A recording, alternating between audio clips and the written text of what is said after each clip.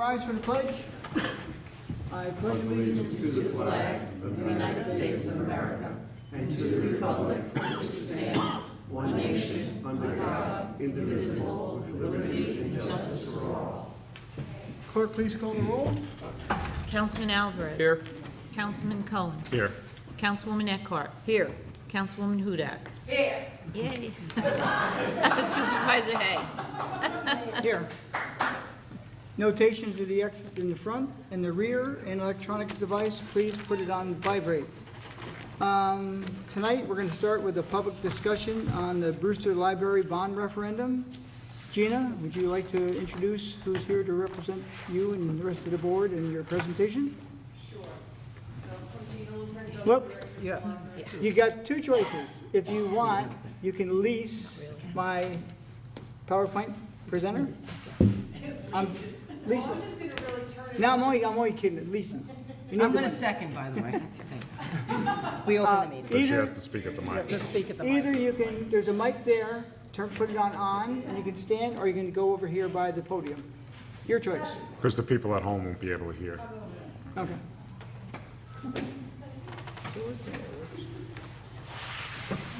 Hello, I'm Gina Loprenzo. I'm the director of the Brewster Library. We're here tonight to present the project that we're proposing.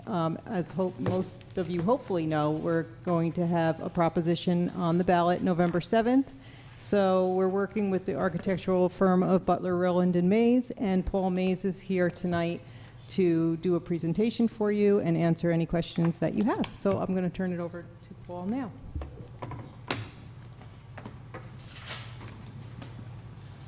You can use that mic, yes, just put it to the on position. Can you hear me? Yes. So very good. Thank you for coming out this evening, and thank you for allowing us to make a presentation regarding the referendum to the town board. Many of you know the importance of libraries in communities. As a library architect, it's one of my great joys to get to learn about specific communities as we design spaces for them that are appropriate in terms of the services that are provided and the architectural history of the community and so forth. And you know, you have in the town of Southeast and in the village of Brewster a number of things to pay attention to as we look at what the options are. Within the downtown, we know from documentation that libraries can provide a resurgence to downtown villages. In fact, Middleburg in Sperry County, which is one of our libraries, my alma mater, RPI, uses that library as a case study in their urban studies program. We're bringing in new business and becoming the catalyst for block grants and other improvements to the downtown business district. But we also know that it's a cultural stepping stone and an educational and literacy stepping stone for the community as a whole. And it's not just the history of that community, but in fact where it's going in the future as well. And so what do we have to work with in this particular case? I've been asked to do a very brief summation for this evening because you have other items on your agenda, but we're happy to answer questions at the end. We've done a study of the existing library building circa 1930s, which has an architectural presence with the Palladian windows and some of the context and detailing that is significant in the downtown village of Brewster, and in fact is part of the historic district in terms of the makeup of the architecture and the context there. We also know that we have the town parking lot immediately next door and the space behind the library. The library had been added on to at one point in the future, but in fact there's still a lawn area behind. So where can we go in terms of the services we're trying to provide, and what would those services likely be? Just as a quick update for those who aren't as familiar with library services as people who are there every day, we obviously know about the collection, and that could be books, that could be media, and through the use of interlibrary loan, in fact, the book collection is not just what's present under the roof of that building, but is in fact the entire library system. So throughout the Mid-Hudson library system, there are over 2.25 million items that are available at this library. And so the idea of collection development has actually changed in libraries quite a bit, so that library directors are forced to look at specifics for what this community needs and have access to the other pieces through interlibrary loan. But we also know it's media, DVDs, books on tape or CD now, playaways and periodicals and so forth, and even items like GPS and Kindle Nook. Many libraries are loaning completely different things now. There's a library in my district up in the north that actually loans prom gowns. And it's a small community where people are not very well off and many young ladies can't go to the prom, but the library actually every spring has prom gowns available that they have fitted and then returned. So the idea of what libraries do, from metal detectors to garden seeds and heirlooms that are harvested at the end of the season and brought back to the library, has really changed. It's not just the very traditional collections. The other things libraries tend to be good at, aside from the collection itself, are the services and programs. So most people are familiar with traditional programs like Story Hour and reading and so forth, but there are many other in-house services throughout the library. The Wi-Fi and internet broadband access is a very important and crucial equalizer when it comes particularly to students. It's a fallacy to think that everyone in the community has access to high-speed internet. That's simply not the case. And in fact, when classes or assignments are put out from the school districts and somebody doesn't have that advantage, they're actually at a disadvantage in trying to complete these assignments, particularly in collaborative learning situations. I spent the afternoon at the library today for other reasons. The 4 public computers in the main room were in use the entire afternoon I was there. And downstairs, the computer in the children's room was also in use each time I went downstairs. If the narrative had carried true and everybody has their own devices and doesn't need them, you wouldn't witness things like that. In fact, we'll look at some of those statistics. The variety of programs are actually quite impressive, and as you can see, they bracket a broad range of demographics, from young to old, and literally toddlers and babies in libraries and parent groups that go with them, all the way up to seniors. There have been Zumba classes that have scared me. I'm not quite sure what Zumba is exactly, but it can be intimidating. But there are all sorts of events that are not just educational, but actually cultural and so forth, and about personal improvement. We know that the traditional idea of a library, this is actually done from a charrette that I did a number of years ago when people were asked to describe the library of their youth. The word cloud is created by looking at the things that people recognize the most in identifying the library of their youth and giving them the largest and broadest text and font. So as you would expect, books, research, quiet, reading, these are the things people associate with the library of their youth. When they're asked to describe the library of the future, or where libraries are going, this is the word cloud that came from that same group after they had been educated in what libraries are doing. So I'll ask you to notice a few things here. One is there are a lot more words, meaning that people expect libraries to do a lot more. The second thing I'll ask you to notice is that there are a lot of new words here: community, technology, entertainment, access. These are words that didn't even exist in that older version. So it's saying libraries should be doing more things, should be doing newer things, and yet the caveat is books, research, information, they're still there. So the third point is they still expect libraries to do those old things well.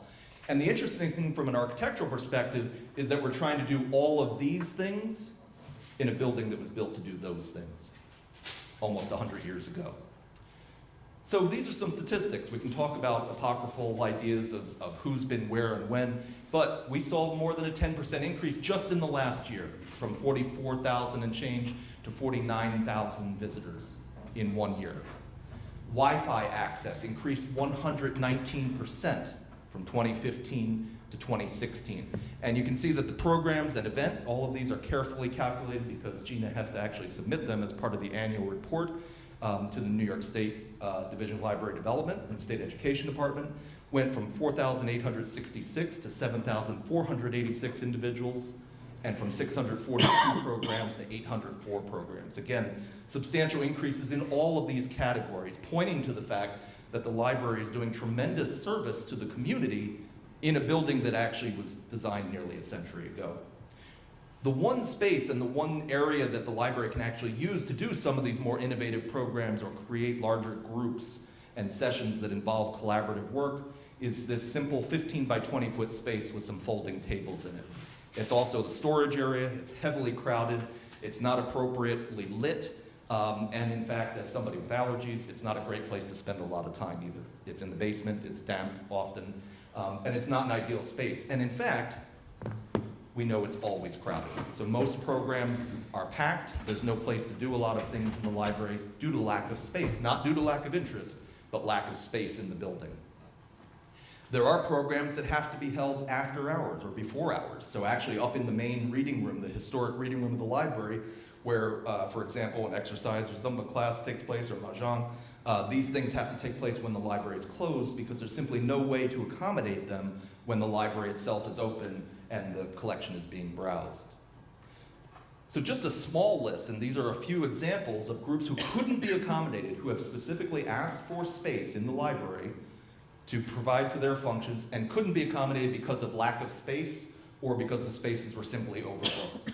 Girl Scouts and Boy Scouts, financial executive networking. We shouldn't forget that the local business, for example, can benefit greatly from libraries. One of the key things we do in many libraries are called a SOHO. It's an acronym for Small Office, Home Office. So if you worked from home, you would be able, instead of holding a meeting at your kitchen table, to hold a meeting at the library, at a conference room table that's wired for distance learning. And you can talk to the home office in Peoria, or for college students taking online classes, or as a tutor room and study room and so forth. But theater groups, craft groups, homeschooling groups, even legal things like depositions, all of these things have had to be turned away at various points in the last year. Programs that have been requested, but simply have been impossible to schedule, including some really interesting science programs like Birds of Prey and the Planetarium, cultural programs like cooking and musicians and so forth. And then the programs, as we discussed, that can only be scheduled off hours simply because there's no room in the library to do them when it's open. We know as architects and as library users as well that there are many issues related to accessibility. So I imagine, I ask you to imagine trying to reach to the top shelf of some of these, whether you're wheelchair bound or not. Accessibility also has to do with anyone who has difficulty lifting above their head, or in this case, you need a ladder to get to all the parts of that collection. It is crammed into a very small space. We recognize that with the existing building, that the lawn behind it is still an important resource. It's used for many outdoor activities, and so any work that would be done on the building or in that location, one of the requirements would be that we maintain an outdoor lawn presence. Being outdoors in this part of the country is actually a very important part of that cultural experience.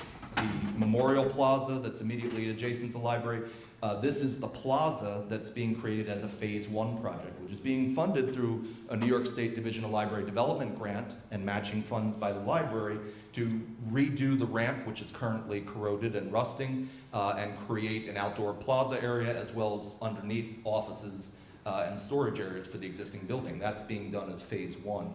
The Phase 2, which is the referendum in November, is this proposed addition.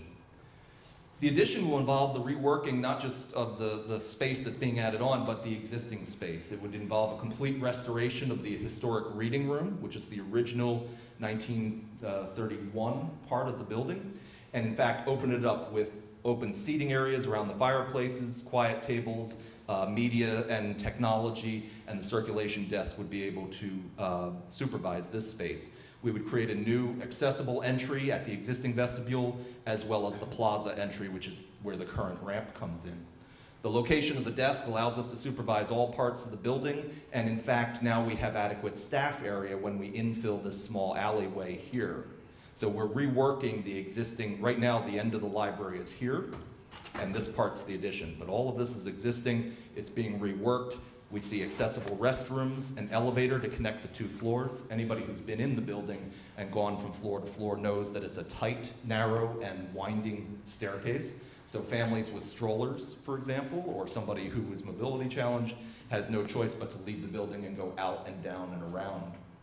The adult collection moves into this addition and spreads out. There are study tables at the windows and 2 quiet study tutor rooms. This allows tutoring to take place with windowed rooms that are supervised by staff. These are specific requests from the public as we've done various public interactions with focus groups and so forth.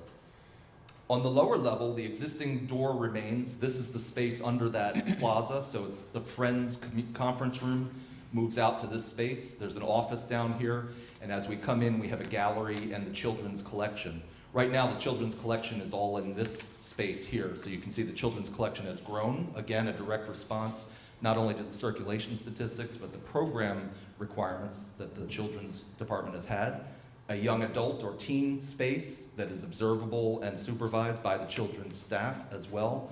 And one of the most important pieces is a meeting room or multi-purpose room that seats 50. This allows programs in the library, and in fact, they are used typically all day long. They might be used in the morning with babies in library or parenting group, and then homeschoolers may use it at 10 a.m., and then homework assistance in the early afternoon, tutoring, and programs in the evening. It has built-in storage and a kitchenette around it, but it allows, the way it's designed, for the restrooms to be accessible even when the library itself is closed. So you could use the meeting room and those restrooms, and groups like the list we showed earlier with the scouts and groups like that can actually use that space for meetings even without library staff present. The library's been designed so that the existing staffing levels would be maintained. In other words, they don't have to add any staff to run the library, and we've carefully coordinated this with Gina and interviews with each of her departments to make sure that as we take the existing staff and place them in these various locations, the expansion of the building does not add to, in fact, an expansion of needs for staffing. The efficiency of the addition is going to be a lot higher than the existing building.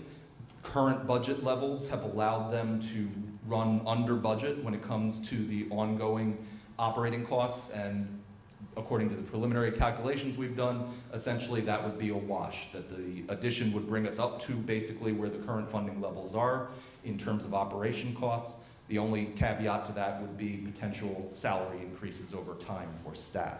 But based on the building itself and based on the staffing levels, there are no increases in the operating costs for this.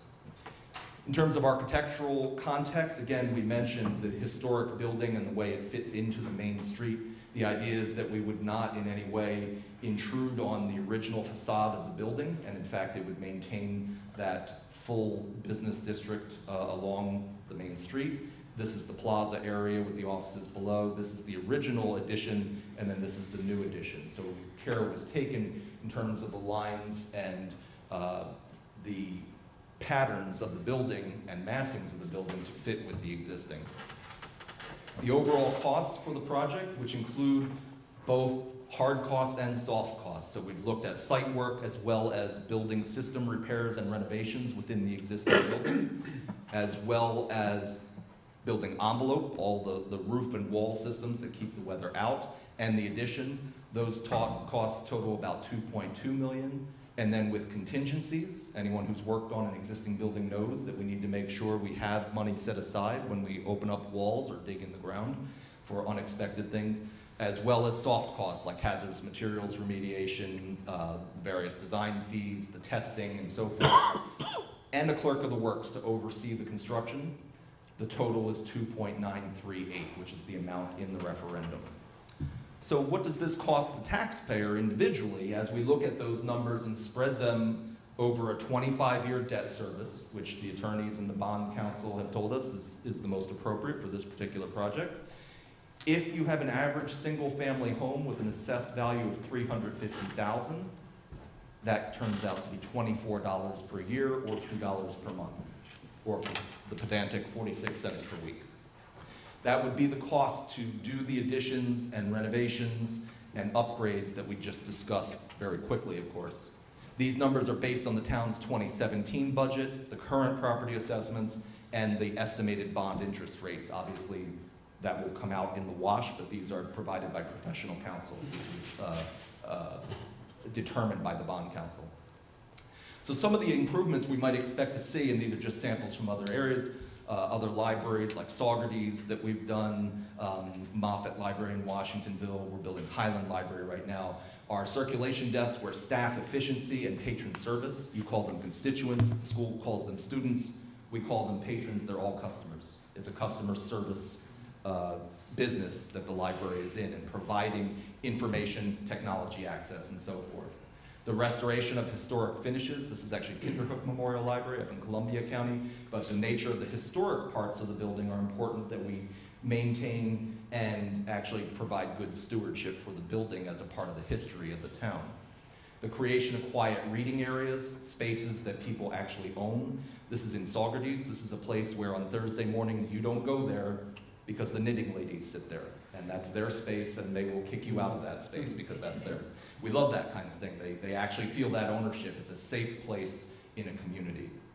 Or you have a lovely fireplace, for example, at the end, and a Palladian window at the other end of the existing reading room, creating quiet reading areas and open spaces that actually reflect that space and its importance. This is an idea of those small study rooms, or the Soho idea, that can be used by professionals and by students and tutors and so forth. The idea of finishes throughout the building that upgrade. Right now there's plaster that has had leaks over time. All of these can be fixed and restored as part of the renovation project. And one of the key things is mobility. So in fact, having mobile stacks, or areas where we can shift and change the program, make those spaces much more flexible. This is a small children's area as an example, and those stacks can be moved around, allowing story hours and so forth to take place right in those spaces. And of course, we know that the local history is important on a town-wide and village-wide level. This is at Warwick. And in fact, the donor wall is a local history wall with images of historic buildings. So the fire department bought their tile, the hospital bought their tile, and so forth. So in a way, it's a storytelling about the community and about the history of that community. And so what will the expansion mean? Obviously, one of the key things that you've heard us talk about is the accommodation of larger groups. And even all the groups that have asked, even if they're not large groups, simply the ability to do them. Since we don't have to do everything outdoors, weather is not going to be the deciding factor in whether a program gets canceled. We know that we have accessibility compliance issues throughout the building, which would all be addressed in this project. Private rooms for tutoring and mobile office space were specifically requested by the community. We know up-to-date technology would be part of this project, not just broadband access, but improved numbers of computer access stations, stacks that are actually accessible, a children's room, and a robust children's program, and then a renovated, energy-efficient, and welcoming place for the entire community. Libraries really are that one democratic principle that we can all do something together we couldn't do individually. And it's not just the size of the collection, but the nature of the spaces that are created to allow us to do that. So I apologize as I raced through that. I know you have a long meeting, but that's a quick run-through of the referendum that's being put before the voters on November 7th. And I'm happy to answer any other questions. Gina's here to answer questions as well. Anyone on the board have any questions? I do. Go.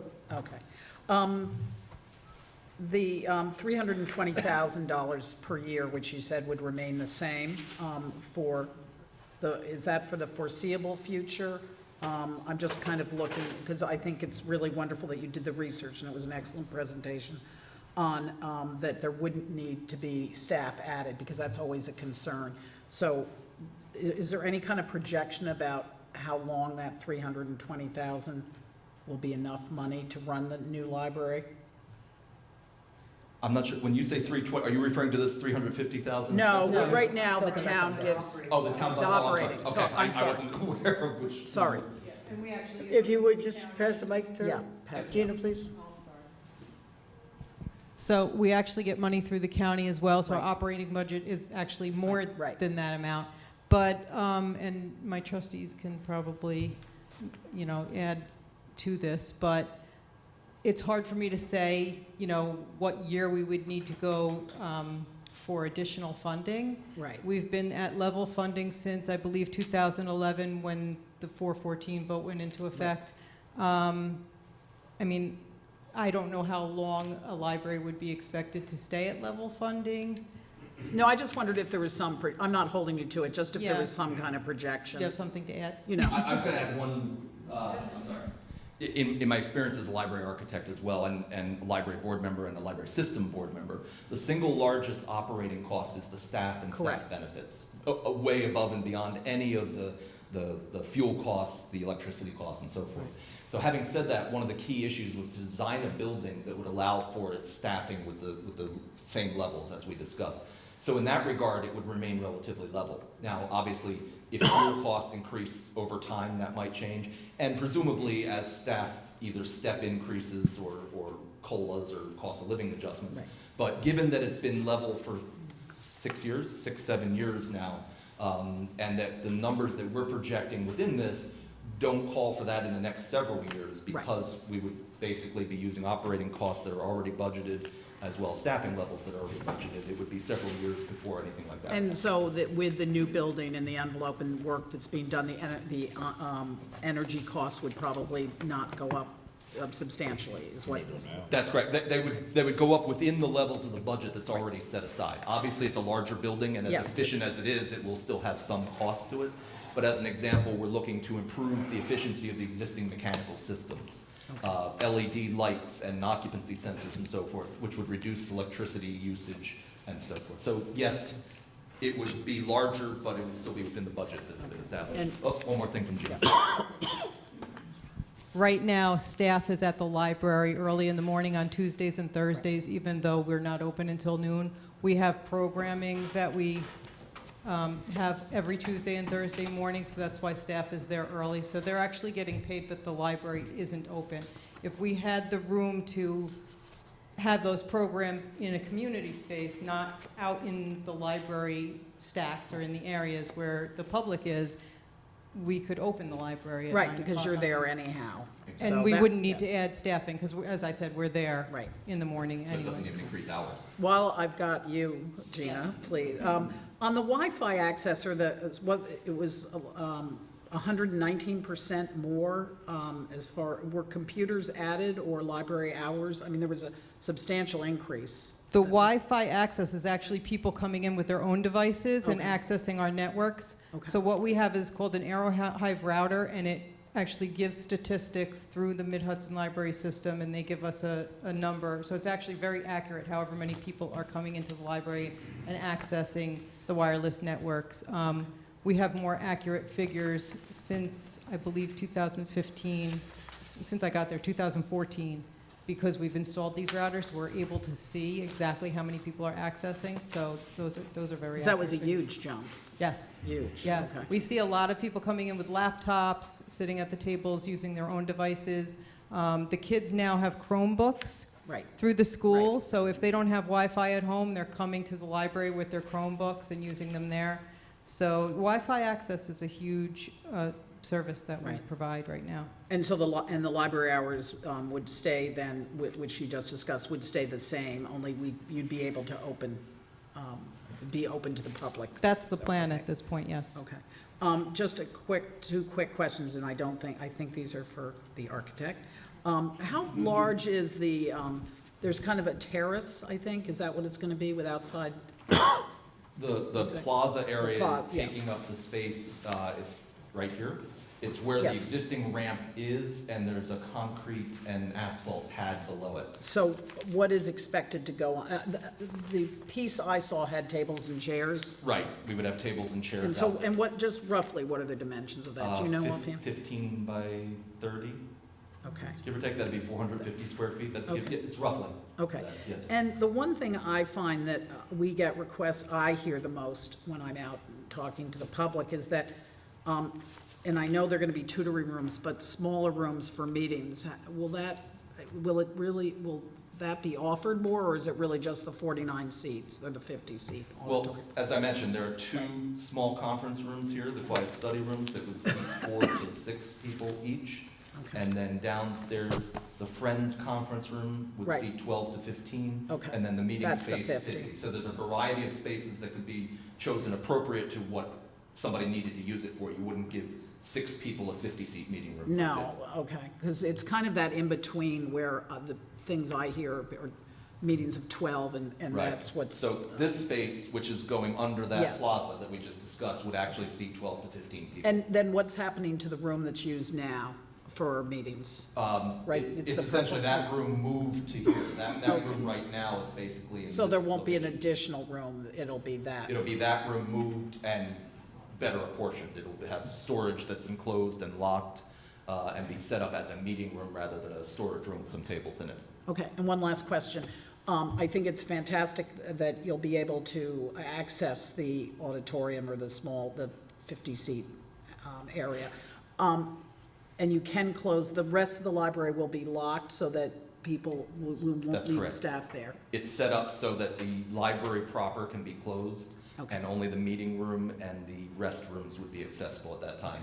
The elevator itself could be locked down, Okay. in other words, with the turn of a key, so that that can't be used to access the upper level. And then the upper level will be closed off entirely. Right, the upper level's a little more difficult because there's only one means of Right, access right. at here, and obviously back here it's not at grade, and so, this emergency stair is included, which is required for fire safety. It's an emergency egress, so it's push bar, but it would be alarmed.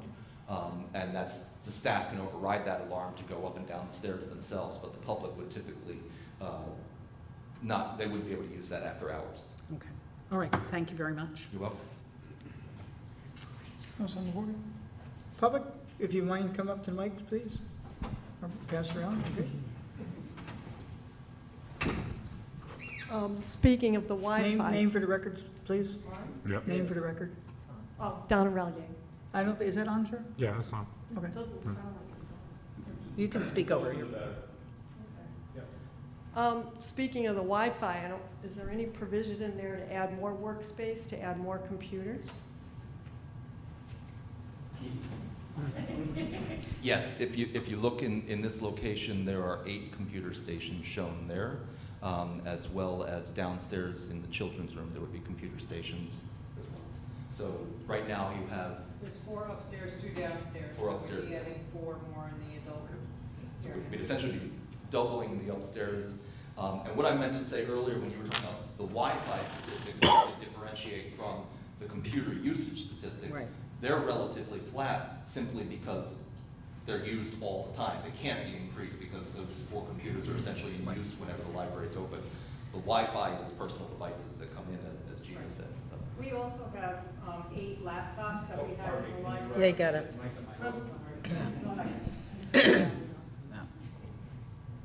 So not everybody actually realizes, but we do have 8 laptops that we lend out for in-library use. So if somebody comes to the library and all the public computers are in use, they can ask to borrow a laptop to use in the library, and then they would be accessing the wireless networks.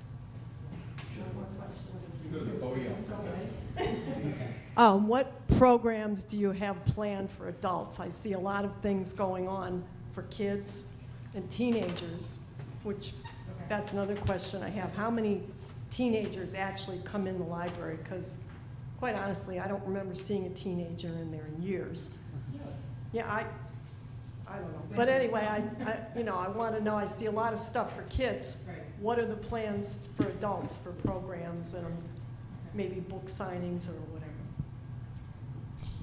So one thing that we've had a request for recently was a genealogy program, so we'd look at those kinds of things.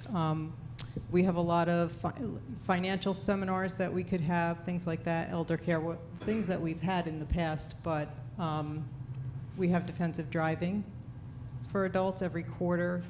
Are you talking about things that we haven't had in the past, or? I have recently seen Okay. programs for like adults. Really?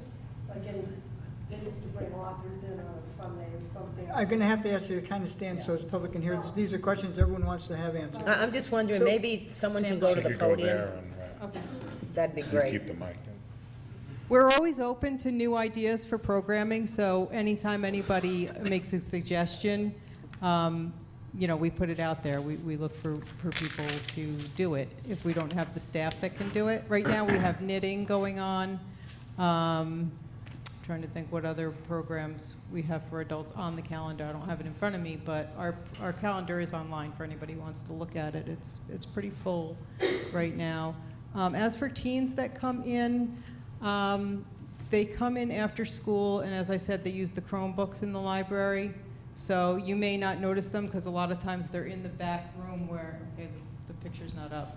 But if you go into the bottom floor and if you go like towards the back room where the biographies are in the teen collection, that's where a lot of the teens hang out after school. Over the summer, we had a program called Battle of the Books.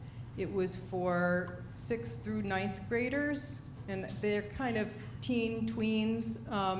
that's a group that we try to really bring into the library, and it's a great program for that age because they get to participate in a friendly competition, but it's not sports oriented. It's more for kids who are into reading, and they get to connect with people that have the same interests as themselves. So it's a really awesome program. Libraries throughout the Mid-Hudson system participate, and there's about 24 libraries, I think, and they all get together and they do these battles, these trivia battles. They all read the same 8 books over the summer. So that's a huge teen program we have. We've had painting parties for teens and adults. The pictures from that are real great because, I mean, it's so crowded. People want to do those paintings. They're so huge right now. Homework help? Well, right now we have homework help put on hold until we're done with. There was talk about that. Yeah, but homework help is for the younger kids. What about, like, I know Patterson Library does movies for people. We've done movies. They do. We do movies for kids, teens, and adults, actually. So depending on the rating, you know, we do like the superhero movies for teens. Normally what we do is 2 staff members stay on a Friday night, and we do it when the library's closed. We've done them at the studio around the corner at night when we couldn't accommodate it in the library because if it's summertime, it doesn't get dark enough in the upstairs room that early or that late.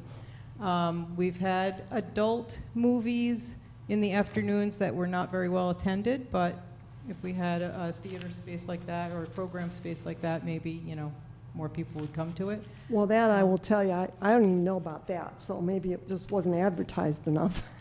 We've been doing more with, like, you know, Facebook advertising, emailing advertising.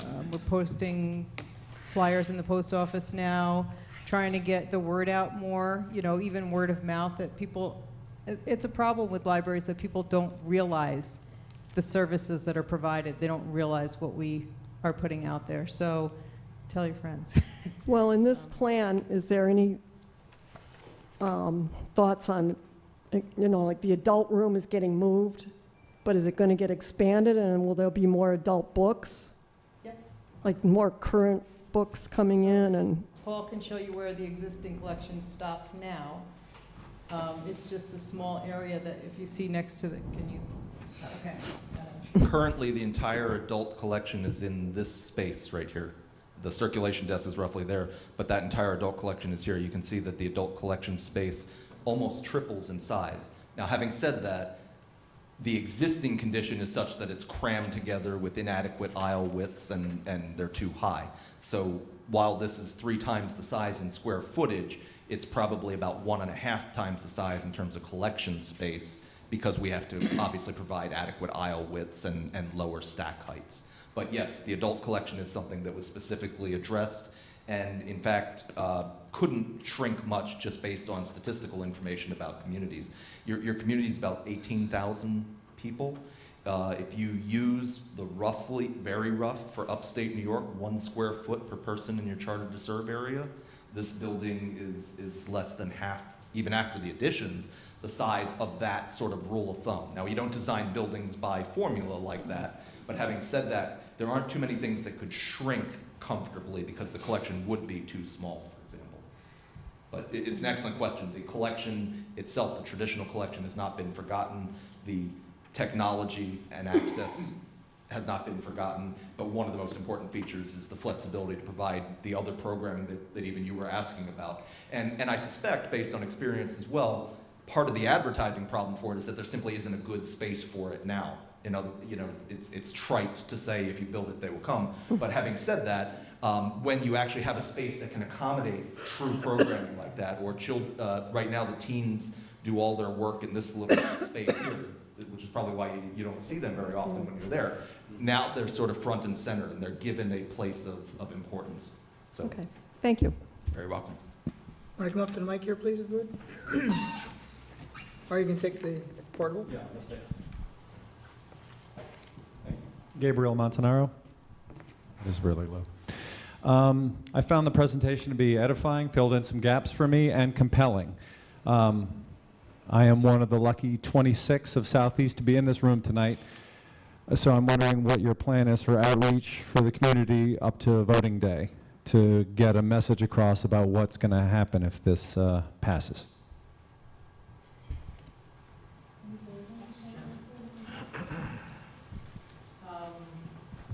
We're having another public presentation at the library on October 19th in the morning, so Paul will be there.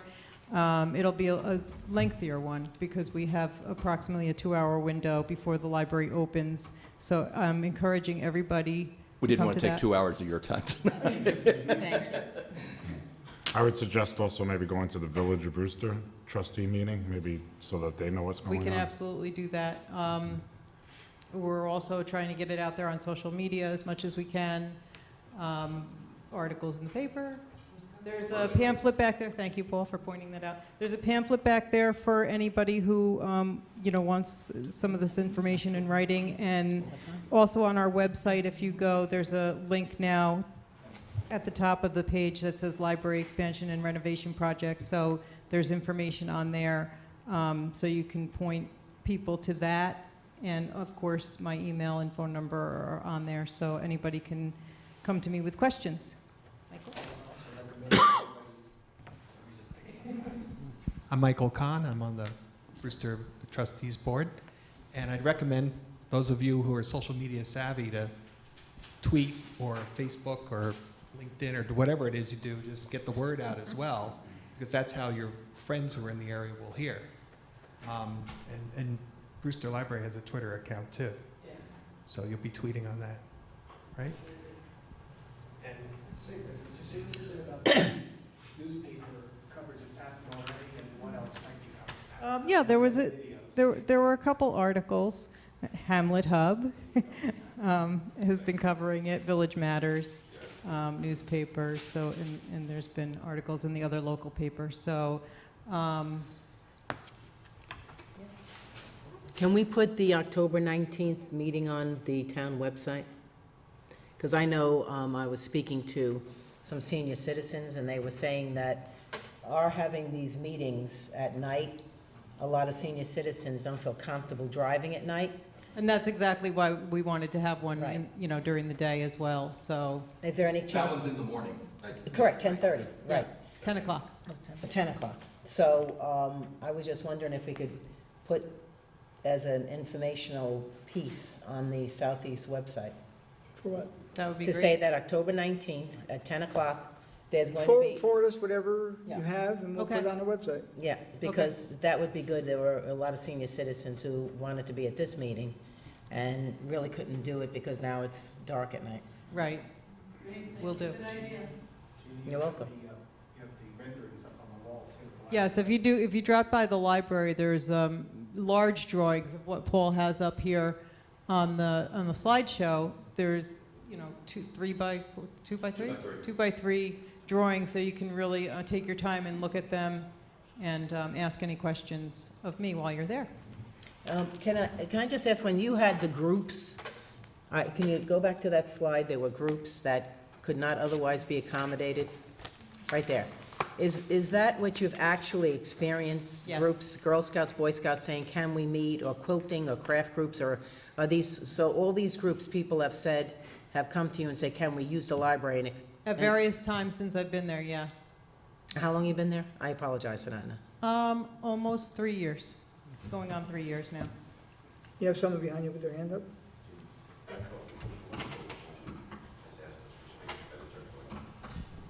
My name is Peter Carey. I'm the Vice President of the Board of Trustees. The Cultural Arts Coalition also has a space right across the parking lot from us, and we try and work with them a lot. When we have overflow, we send them over there, and they've come to us, and we've had to turn them away sometimes, and we really feel bad having to do that, because they are such a good partner with us to get word out and everything. And as a matter of fact, they have a YouTube channel that has a video. Myself and my fellow trustee, Margaret Bruin, are on it. We're thinking of doing another one in the next few weeks with several of the members to try and answer any other questions you may have. I believe it's the Cultural Arts Coalition of Southeast is how they're listed on YouTube. But if you just search Brewster Public Library on YouTube, you'll find a couple of videos regarding what we do. Advertising is tough because of our budgetary constraints. Putting out ads in newspapers costs a lot of money. Postage, mailings cost a lot of money, so we might be doing phone chains. A lot of it's going to be social media and word of mouth. We wish we could do more, but we just, we can't. We just don't have the funds for it. We're trying to keep the project as cost-effective as possible. Okay? Thank you. Yeah, and like Gina's saying, let your friends know. I've heard that. I've heard people actually tell me they didn't even realize we still had a library here. And that's sad in my book. That's really sad. For everything we do, as you saw, and everything we'd like to do, for people who lived here 15, 20 years to not know there's a library. Just tell your friends, tell your neighbors who live in town, and ask them to come out and vote on November 7th. We also, just talking about space and people who we've collaborated with, the museum next door as well. We've had programs there. They've had programs with us. We're running a book club around historical themes that Amy Campanaro, the director of the museum, is running at the library. We can't use that space in the wintertime because they don't have heat, so we're trying to find, creative ways to keep these programs running all the time. So this is it. Thank you. To the front, please.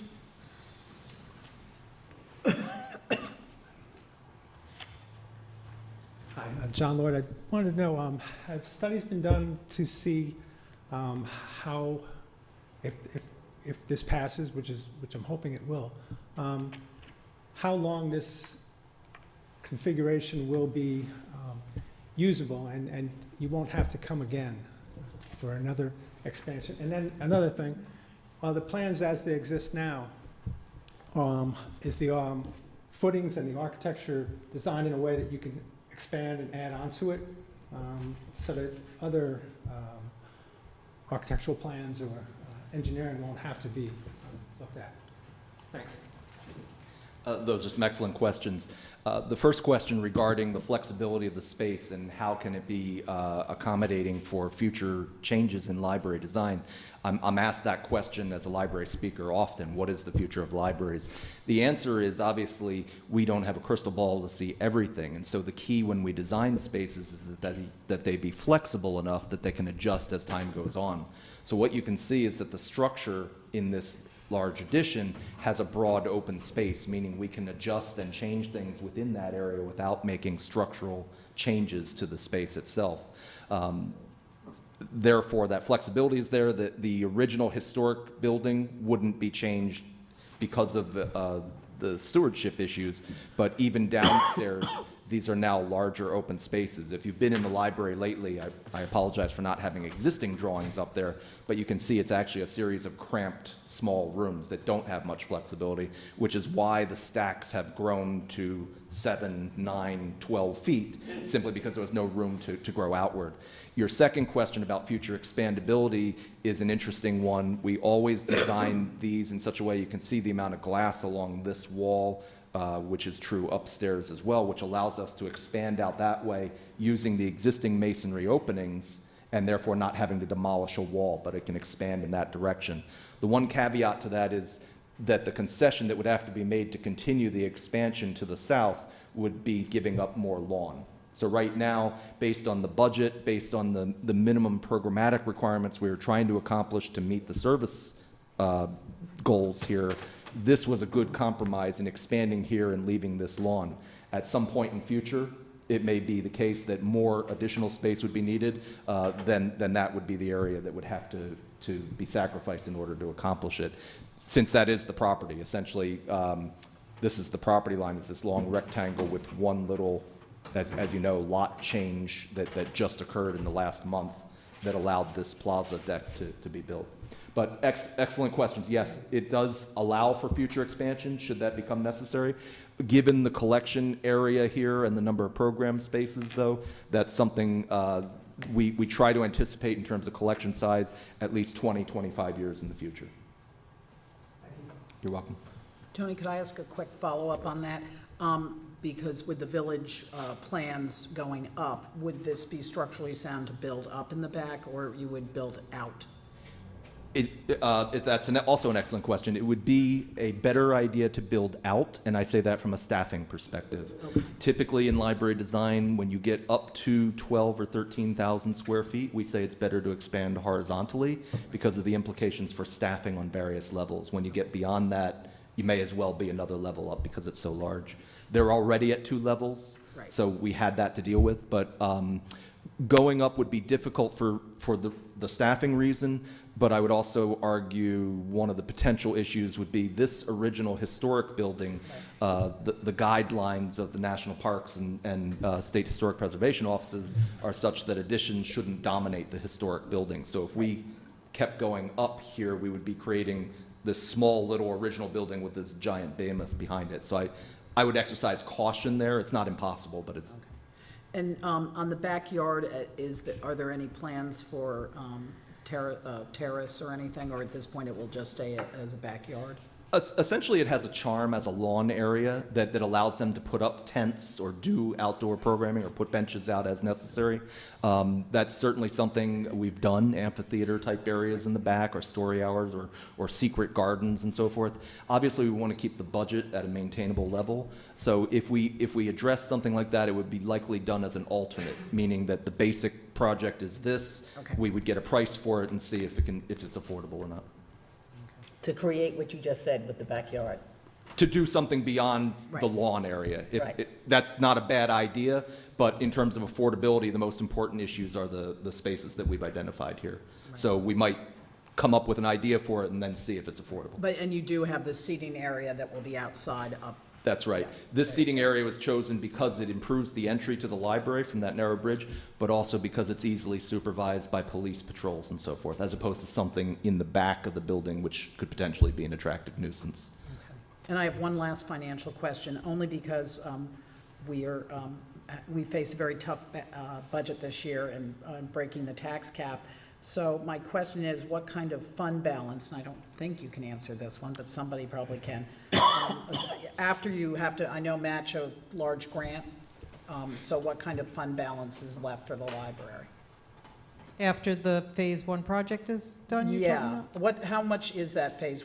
What kind of grant did you get, and what kind of so you had to match it dollar for dollar? Right, we received $107,000 Okay. in a New York 170? State grant. 170? 107. Got it. Okay. Do you want to speak to that, John, as our financial officer?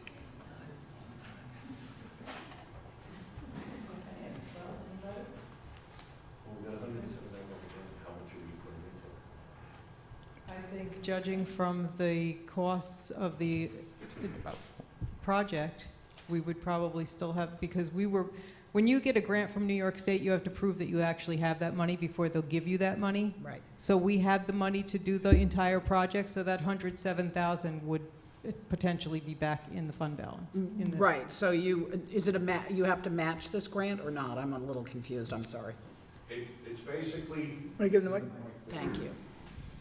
the state says, okay, we'll give you the $107,000, but we want to make sure you have $107,000. It's like, Right, it's 6 of one, half dozen another. We have the money, but we're getting it from the state, and we proved to them that if they don't give us the money, we could still do the project. right, So they'll give us the money, we do the project, but we still have that money in our reserves. right. And is there anything in addition to that 107,000 in reserves, is my question?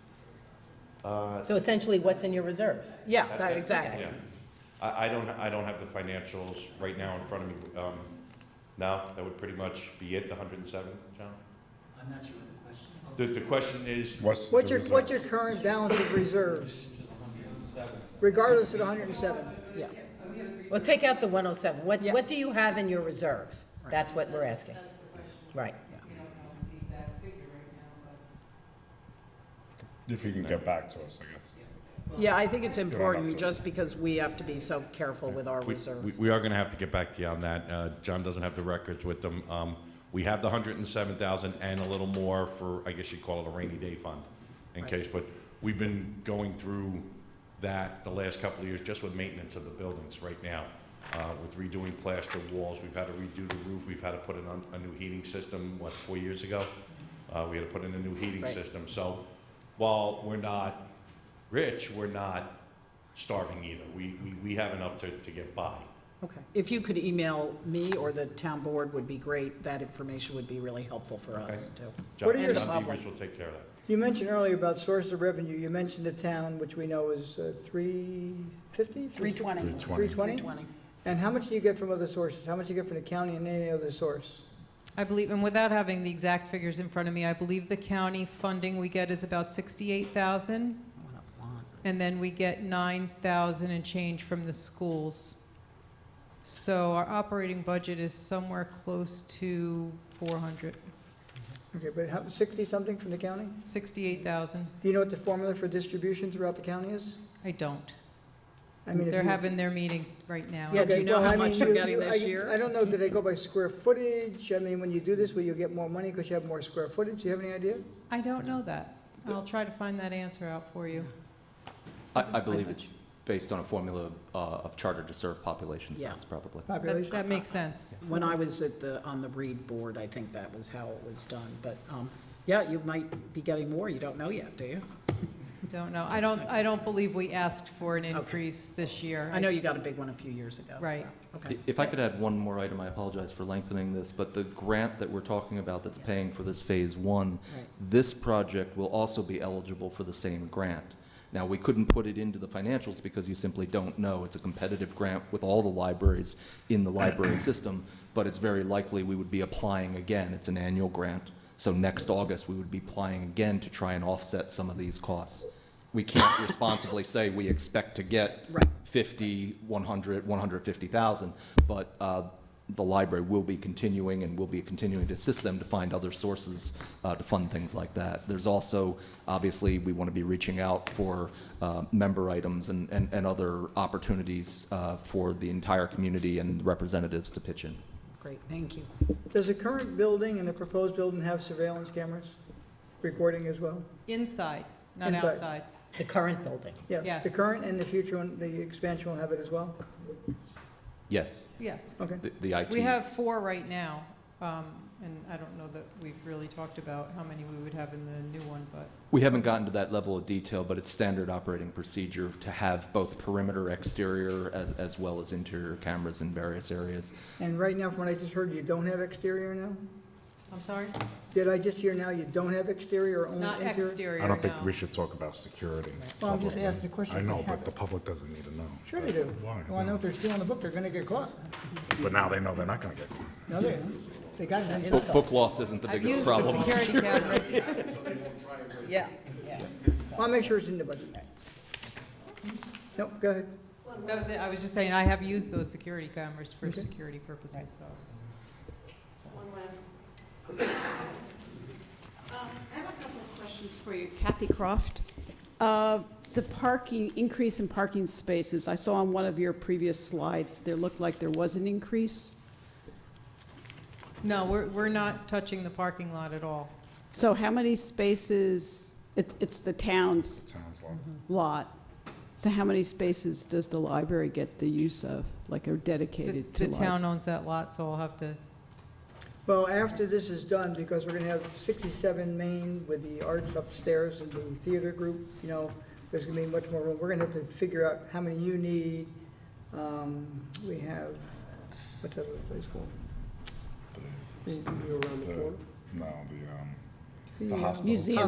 The hospital uses spaces, Eagle Eye. museum Eagle Eye. uses spaces. So we're gonna have to determine how many spaces we're gonna have to be, and what the number of handicap spaces that have to be required as well. We're doing that right now at 67 Main. We're right. kind of doing a study. We have to put an elevator in that portion to get upstairs, and we're working on reconfiguring that lot possibly. So I have a that'll be in question the for you. future. Is there a possibility of that, there's like a green area that kind of juts out into the lot, where if that was kind of, I think there's a lamppost there. Well, sometimes there's a requirement when you have parking like that, that they have to have that type of space. One, there's a lantern there, a lamppost. Right. And you'd only gain one spot for it, and sometimes it's there for reasons that unbeknownst to me, but when they design parking throughout the town and all the shopping centers, they There require has these to be little green jogs, space. like so many per. So, we'll look into it. And then there's a dumpster there, isn't there? Is that the library's dumpster? no, it's the town's. Well, Town's? where? On the Isn't left- there- on the isn't there a right-hand- On the dump- right-hand side, there's a dumpster. Okay. is that There's the nothing on computers? the left-hand side? Nothing No. on the And we moved Okay. it. It used to be. Okay. Shows how often I go there. Another question. You were speaking about allergies. Can you mitigate the mold spell in the summertime? I have no idea if that's possible. It's an excellent question. As an allergy sufferer, yes. And probably the reason I went into this vocation to go into musty libraries. The improvements to the mechanical system would include air conditioning that allows dehumidification throughout the year.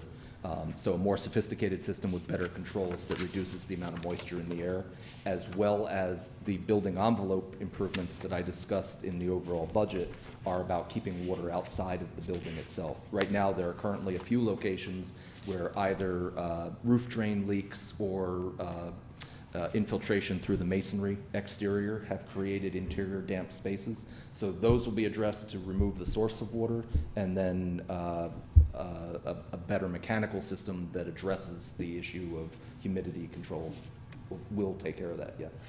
Great, thanks. And I have one other question, and it's concerning your budget. I'm not sure exactly how your library, I know it's a private library. I'm not sure. Anyways, I was Public. wondering, is your budget available? Do you post it online? We sent it to the town. Okay. And do you usually, because you're usually really good about posting everything online as I far don't as know if budgets. we post I mean, they should actually post their Yeah. budget online, but we can post it online. I'll look tomorrow, and if it's not there, we'll put it there. Great, good. Thank you. Just to clarify, we're a public municipal library. So what that means to everybody. Anyone else to make comment or ask questions?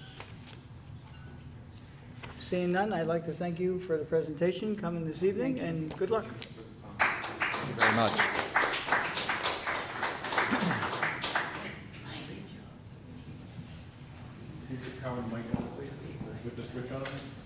Pardon?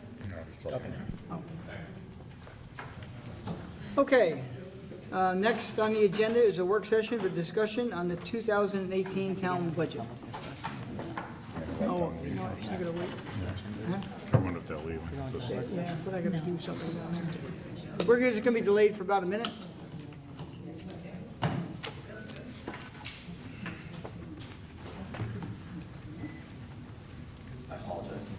No Yeah, problem. no, it's all right.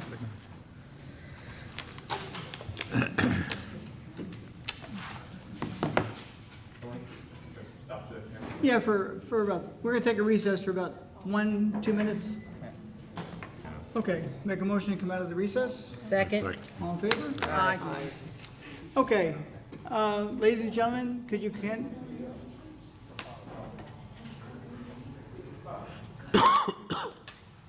Thank you. Okay, at our last meeting, I presented the 2018 budget to the town board, and tonight I'm going to expand, actually, it wasn't even a presentation then, but I'm going to go into a presentation this evening, identify how and why I'm at where we are, and then the town board, of course, will be reviewing that budget that may be prepared this evening to go into some detail, and we'll go from there. Okay, 2018 budget presentation. As I stated just last week, this is my sixth budget submission, which began in 2013. Even though the tax cap is no more than an artificial ceiling placed on municipalities by the state can't cap expenses passed on to municipalities by others. I don't believe anyone wants to raise taxes. I know I sure don't. But when circumstances beyond our control take place, it may have to become a reality.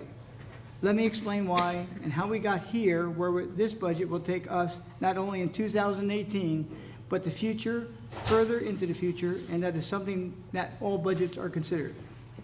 My first chart is between 2008 and 2012. The previous administration produced budgets that relied on using surplus to balance the budget. Not only do I believe the use of surplus was reckless, but the budgets were produced using overestimated revenues and underestimated expenses. Now, during the previous administration town budgets in 4 years, 2008 to 2012, town taxes raised by, that's the next one. Okay, why am I on this one? This one here, the previous supervisor, which was John Dunford, left the incumbent coming in at the time, Michael Wright's, $1.7 million. At the end of Mr. Wright's term in 2011, he had $98,000 left in the surplus. It was reduced by $1.6 million. And like I just said, taxes during that same period of time were raised by 24.54%, an average of 6.9% a year. And that's a considerable amount of money. Now, when I came in with the 98,000, and currently the surplus is at 1,682,492. Nope, that's not right. Hold on. It's $1.9 million. 1.9? 1.9, and we're sitting at $1,890,000. That's the difference between what it was what it came in since I've been here, so basically, okay? Now, during that period of time, like I said, the 27.54% increase is right in, where the hell's this thing? Oh, there it is, okay. Was 27.54%, an increase, like I said, of 7% a year. Now, thus far, we're into like 5 years, and our town budget, this current town board, has raised taxes by 6.41% during the first 5 years, which is 0.13% over the 5 years. If we do what I've suggested we do, that will now be 11.83% in 6 years, and that would mean it would be a 2% increase over the past 6 years on average. Now,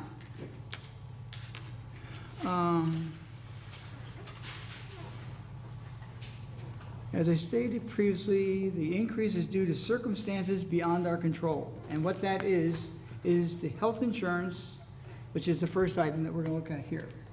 Now, with the health insurance, the previous supervisor was well, it's nothing that he did or I do, it's the hand that we're dealt from the cost of health insurance. Now, during his 4 years, it went from, during the 4 years that the previous supervisor was in office, health insurance rose $95,000, or 10.26 over the 4 years.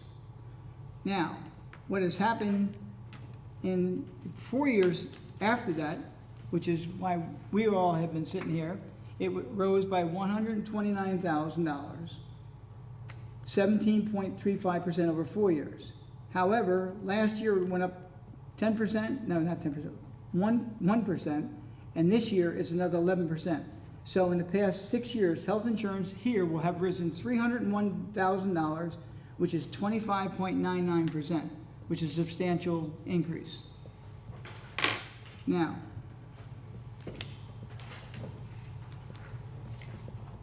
the next item that brought this budget up is the 2007 garbage contract. It jumped by $397,806, or 26.41%, above the previous contract. The garbage contract is a perpetual expense, not a one-time expense. Raising taxes will provide the town with a sound budget foundation, as we have experienced over the past 5 years. Tinkering with revenues and expenses and using surplus will only bring us back to a darker past. Let me reminisce for a moment and go back to 2001 when I was a Putnam County legislator. That was the first year that the county executive began a 5-year campaign of producing zero budgets. However, by 2008, the county executive called for a 40% increase in taxes. Not one person remembered 5 years of zeros, only an unconscionable proposed 40% increase in taxes. Now let me briefly go back to the garbage contract. Not only is it a perpetual in its base, it also has a built-in escalator clause that needs to be addressed. By the end of the contract, the town will need another $369,495 over the next 5 years, 2019 to 2023, to fill the gap. That's why we have to address it with a permanent solution and not a waste of money kicking the can down the road with a temporary solution. Another consideration the town should be addressing now, and I have this in this budget, is that we need to prepare the town for the eventual loss of approximately $250,000 in revenue when the town's parking contract with the MTA expires in 2020. We'll need every penny of surplus and more to fill that future hole. Due to the sound management and prudent financial oversight of the town board over the past 5 years, the town board's bond rating, as determined by Moody's, has risen from AA3 to AA2. This change has come about because the town has built up an acceptable surplus in accordance with the New York State Controller's Office and has brought revenues and expenditures back to an acceptable level, which will reduce the cost of any future town borrowings, which brings us to the library referendum on November's ballot. If the library referendum is approved by the voters, that bond rating will help keep the interest rates incurred by the town and its residents that much lower. In closing, let me add one other caveat to the 2018 budget. The fact that the library referendum is on the November's ballot and the budget will not be approved until after the election, it would be my recommendation that if the library referendum is approved by the voters, that prior to the passage of the 2018 budget, that the tax consequences of that referendum be included in the 2018 budget approved by the town. This would require only one tax cap override and not a second override next year. Once again, if the taxpayers approve the library bond referendum, the tax increase will be due to the circumstances beyond the town board's control, not too dissimilar from the garbage contract. If the town breaks the cap, as I have recommended, this will be the year to do it, as there will be no additional penalty to our residents for exceeding the cap. After all, no one knows what next year's cap will bring. Thank you for your opportunity to further explain my budget and discussion.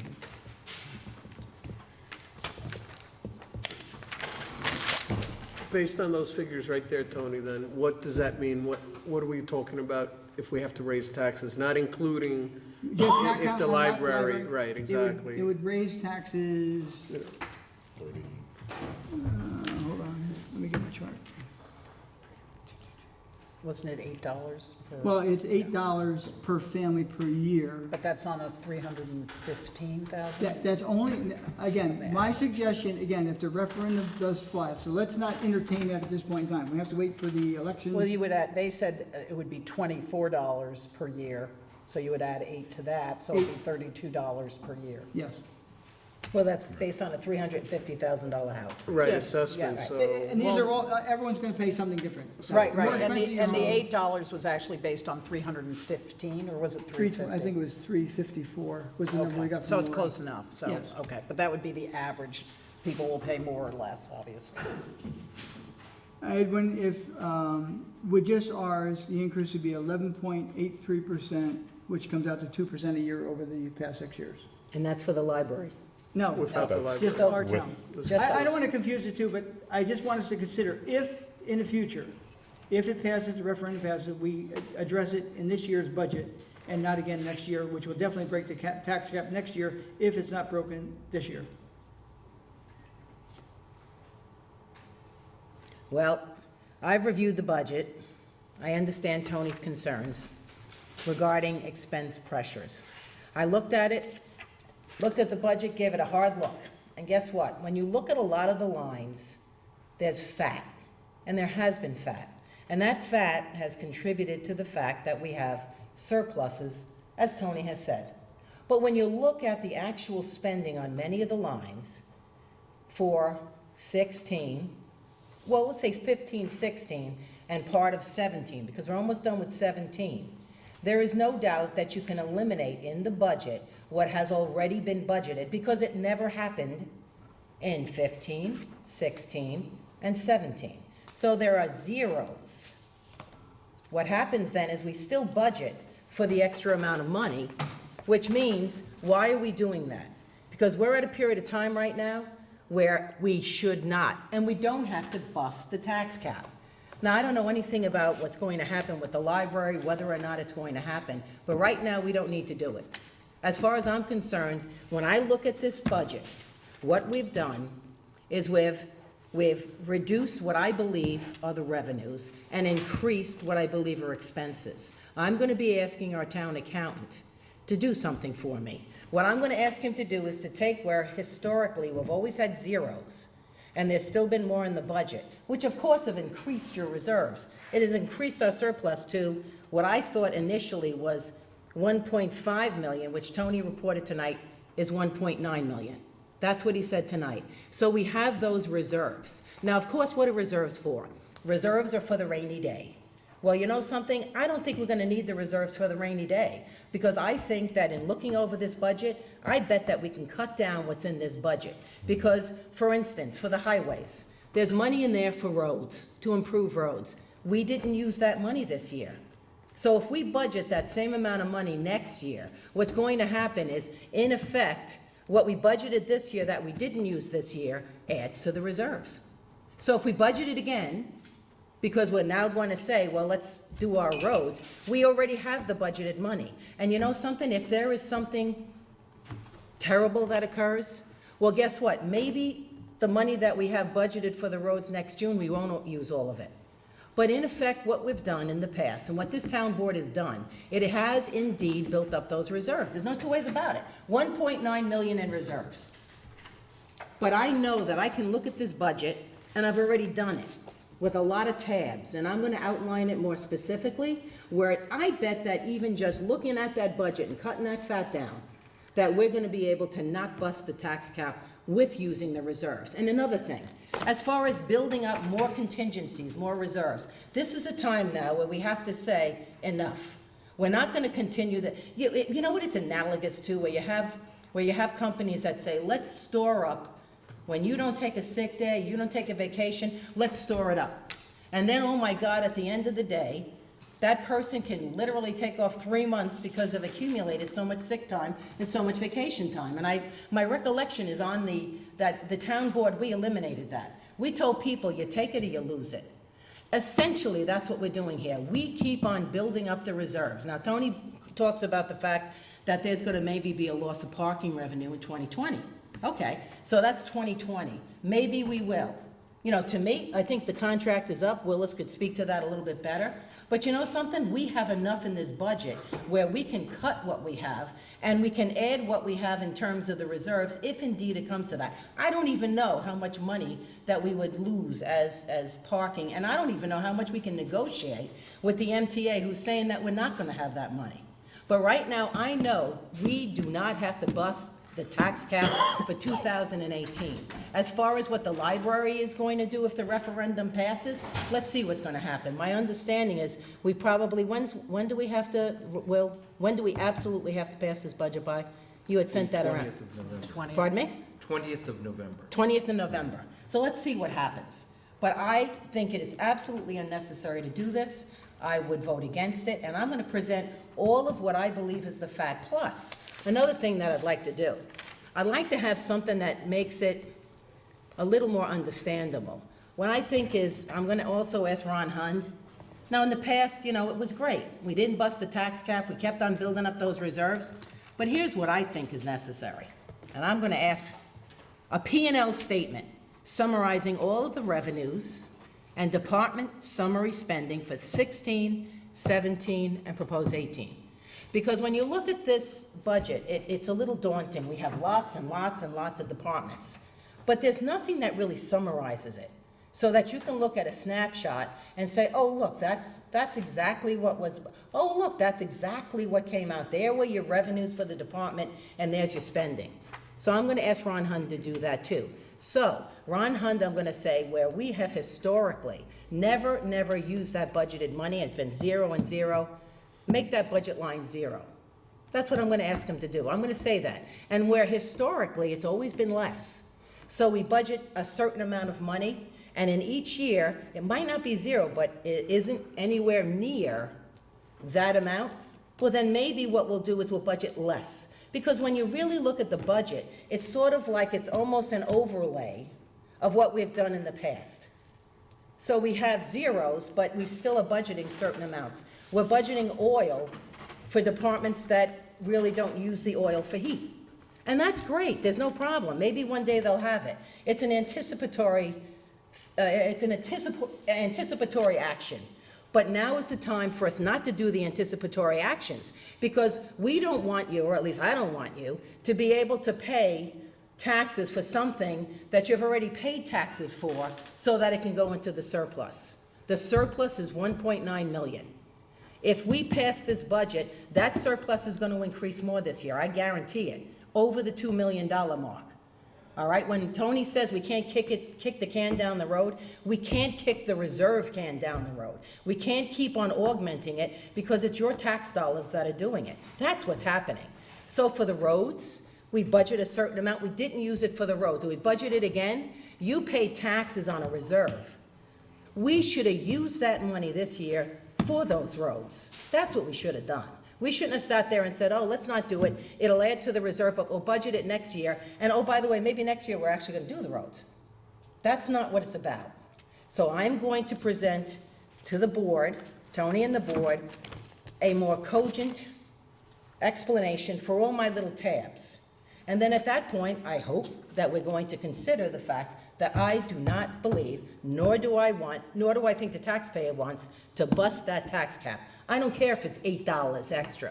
The point is you don't do it. We're responsible for your tax dollars. You don't increase those taxes because when you say $8 one year, it's going to be another 8 the next year, maybe 25, maybe on 350,000. Hey, guess what? What's $30 a month and annual? Come on, guys, let's do it. And then you know what you have? You have more and more and more. Our responsibility is to not increase taxes. It's to maintain that tax cap. It's not to have you pay more money. I'm knocking on doors. You know what people say? Thank you. Thank you for maintaining that. That's what I intend to do. Thanks. Okay, I will just speak briefly. I definitely respectfully disagree. I buy some of your argument, and let me explain why you have in your budget what I have. I have a lot of experience now with municipal budgets. If we cut back, like your suggestion, like we didn't use this money this year, and we cut it, you're not gonna put it back. Because if you cut, whatever you cut back in expenditures or add as revenues, I know there's fat in that budget, and look where we are. But look where you guys were previously to me coming here. You spent, not you, but the town board spent between 2009 and 2012, 27.54%. Well above any 2% cap. Huge, okay? And you use $1.6 million in reserves. I think what I've done is phenomenal, and I want to stay there. Because I'm telling you now, if we do this, I can tell you, I can go through that budget right now and give you every penny that you want. But what about the future? If we take away revenues projection, if a town doesn't use money, you know what they do in the old days, by the way? And they'll probably do it here if you take away from their budget. Next year, well, they won't do it next year because there won't be any money there, but they'll spend it. There's no reward to not spend it. So if you have a budget and you say they got $400,000, and I got to spend every penny because next year I won't get what I got the year before. But now with the tax cap, your suggestion is almost virtually impossible. I think what we have done in the past 6 years is really something to be proud of. Can I make this? But I'm telling you right now. And another problem you have too when you're talking to Ron, you got to ask him, because the garbage is a district, you can't use the monies the way you're proposing. So double check with him about the fact that the garbage is a special district. You cannot use the monies that you project. I would not want to cut or add anything to my budget because the surplus, if we cut it, let's say we find the 500,000. I can find 500,000. We won't have any more future surplus, and as we draw down on the surplus, we're going to be right back to where we were in 2012, and that's my prediction. I respectfully disagree. We have a $1.9 million surplus. What are we doing? What is a surplus for? And you know something? We're not saying we're going to use all of the surplus. What we're saying is we're not going to continue to build it up in a year where we're asking people now to accept the fact that we're going to bust the cap. No, I disagree. If you can find 500, because I'll tell you right now, I'm finding that money. Yeah. And when I find that money, you still have the 1.9 million. You do. Nothing's changing. I'm not saying you have to use that. But what are we going to use it for? What calamitous event are we going to use it for? Maybe the parking? Well, let's find out. How much are we really going to lose? Really? I mean, the bottom line is, yeah, sure, we'll sit with Ron Hund and I'll ask him about that. And I'll ask him whether that garbage is something that can be, you know, it's sacrosanct in its own district. But the fact of the matter is, we can't continue to use taxpayers' monies to augment a surplus when we have an alternative. That's the point. I get it, because we have this enormous surplus. We came back from when it was initially, what did you say there, Tony? How much when you came on board? Because when we were all You guys had pretty- run it down to 94? Well, it wasn't us guys. Well, you were Because part of the board. us guys weren't here, no. Well- Us guys weren't here when Michael Wrights was using the money. No, but Okay? the bottom line is, from 9 to 12, the previous administration, again, taxes rose and surplus was wiped out. There was no money left.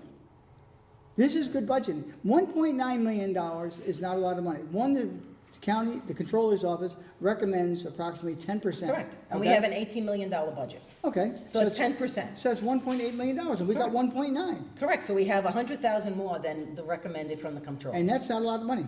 Well, apparently the comptroller thinks it's a lot of money based on the fact, or thinks that it's right on the money. And when a comptroller says it, it's because the comptroller doesn't want to have taxes placed on people to augment the surplus in such a manner that it isn't fiscally responsible. 10% of our budget is 1.8 million. We've hit it plus 100,000. That's what I'm saying. So if we only use, let's say we use 100,000, whatever we're allowed to use per se, you still have a problem with, we've met it, and then we're still gonna be over the tax cap. And if you start cutting lines, I'm gonna tell you right now, I can see it now, exactly what's gonna happen. You're gonna cut lines, you're gonna increase revenues, and that's the big downfall. I tried to explain what happened when I was at the county with the county executive at the time. He underestimated revenues or overestimated revenues. I don't do that. I have an ultra-conservative budget, and I'm telling you, I'd rather have my budget than the one I inherited. Well, I would rather have your budget too, except that for the 18, I'd rather have your 17, your 16, your 15, when it wasn't extra taxes paid for the people, because we kept it within the tax cap. Now that you're saying we're gonna bust the tax cap, that's when we have to look at this. That's when we have to start doing the right thing. Well, the $500,000 that's necessary to do that, which is the garbage contract, $400,000, I thought it was 300. 400, 397. Okay. And now, I would not, I'm telling you now, if we did not have the problem with the garbage of the $400,000, I'm rounding it out, I would not be going into the tax cap. We'd still, in the surplus at a point in time, no, we wouldn't be using anymore. And I've used surplus during this period of time. And every year I do use a surplus. I think I figured out over the past 5 years that I've been doing it, that we use about $894,000. Out of the surplus? Yeah. And when. And we still got that much. When we have the financial reports and you say everything's fine, we're within except for legal. Yep. Then at that point you are Based on our using. budget. But you, No, when I just prepared this budget. okay. This year, I chose to use none of the reserves because I would have to use more than necessary. The tax cap is 1.84%, okay? So, once I use that 1.84%, which I'll round out to say $200,000, I need almost $800,000 to balance the budget. So we're gonna end up breaking the cap. I'm not gonna break the So cap. we use the reserves in 17 and 16? Every year, I use reserves to help offset the budget. Okay, yes. so, and reserves in excess of 800,000. So when we have 1.9 million this year, you used 800,000 last year? So No, that's- no, Okay. since it's past 6 years. Oh, the past 6 years? Okay. I use reserve every year. Now, at some point in time, now the highway budget is completely different than this town budget, okay? Yeah. That's my reserve. The highway has its own reserve, okay? But that's your reserve. Well, no, it's the highway reserve. We don't touch that money. My reserve is the town's reserve. Correct. The highway reserve is the highway reserve. Correct. Now, I'm gonna tell you now, if you take away any money from the highway department, one, we need to buy a truck or whatever. You know, we've been very responsible. We don't have to, we're buying trucks, we're doing all the things. Every computer's in this town, all done with money without breaking the tax cap. One town's broken the tax cap every year. And I'm very proud of the fact we haven't done it, and that's why I want to continue to do it. Well- For instance, I have here, so this is, I just don't know, supervisor personal services. 16 actual, 117, 162. Adopted budget, 2017, 116,946. Estimated is 83, but the 2018 requested is 121,632. So that's an increase of, No, oh, I don't know, what is it? no, Oh, what is it? I don't know. Can I look? quick? Oh, go right ahead. 117. We adopted last year 116, and it's 121. This is what we spent to date. Yeah, no, I know, but that's 83, and we spent that to date. What I'm saying is the budget amount is 121, 632. Yes. And then we have to look at each individual one. What did I increase? Well, it does, well, Well, 250. doesn't matter, it's still increase. 6,050. There's $200 there.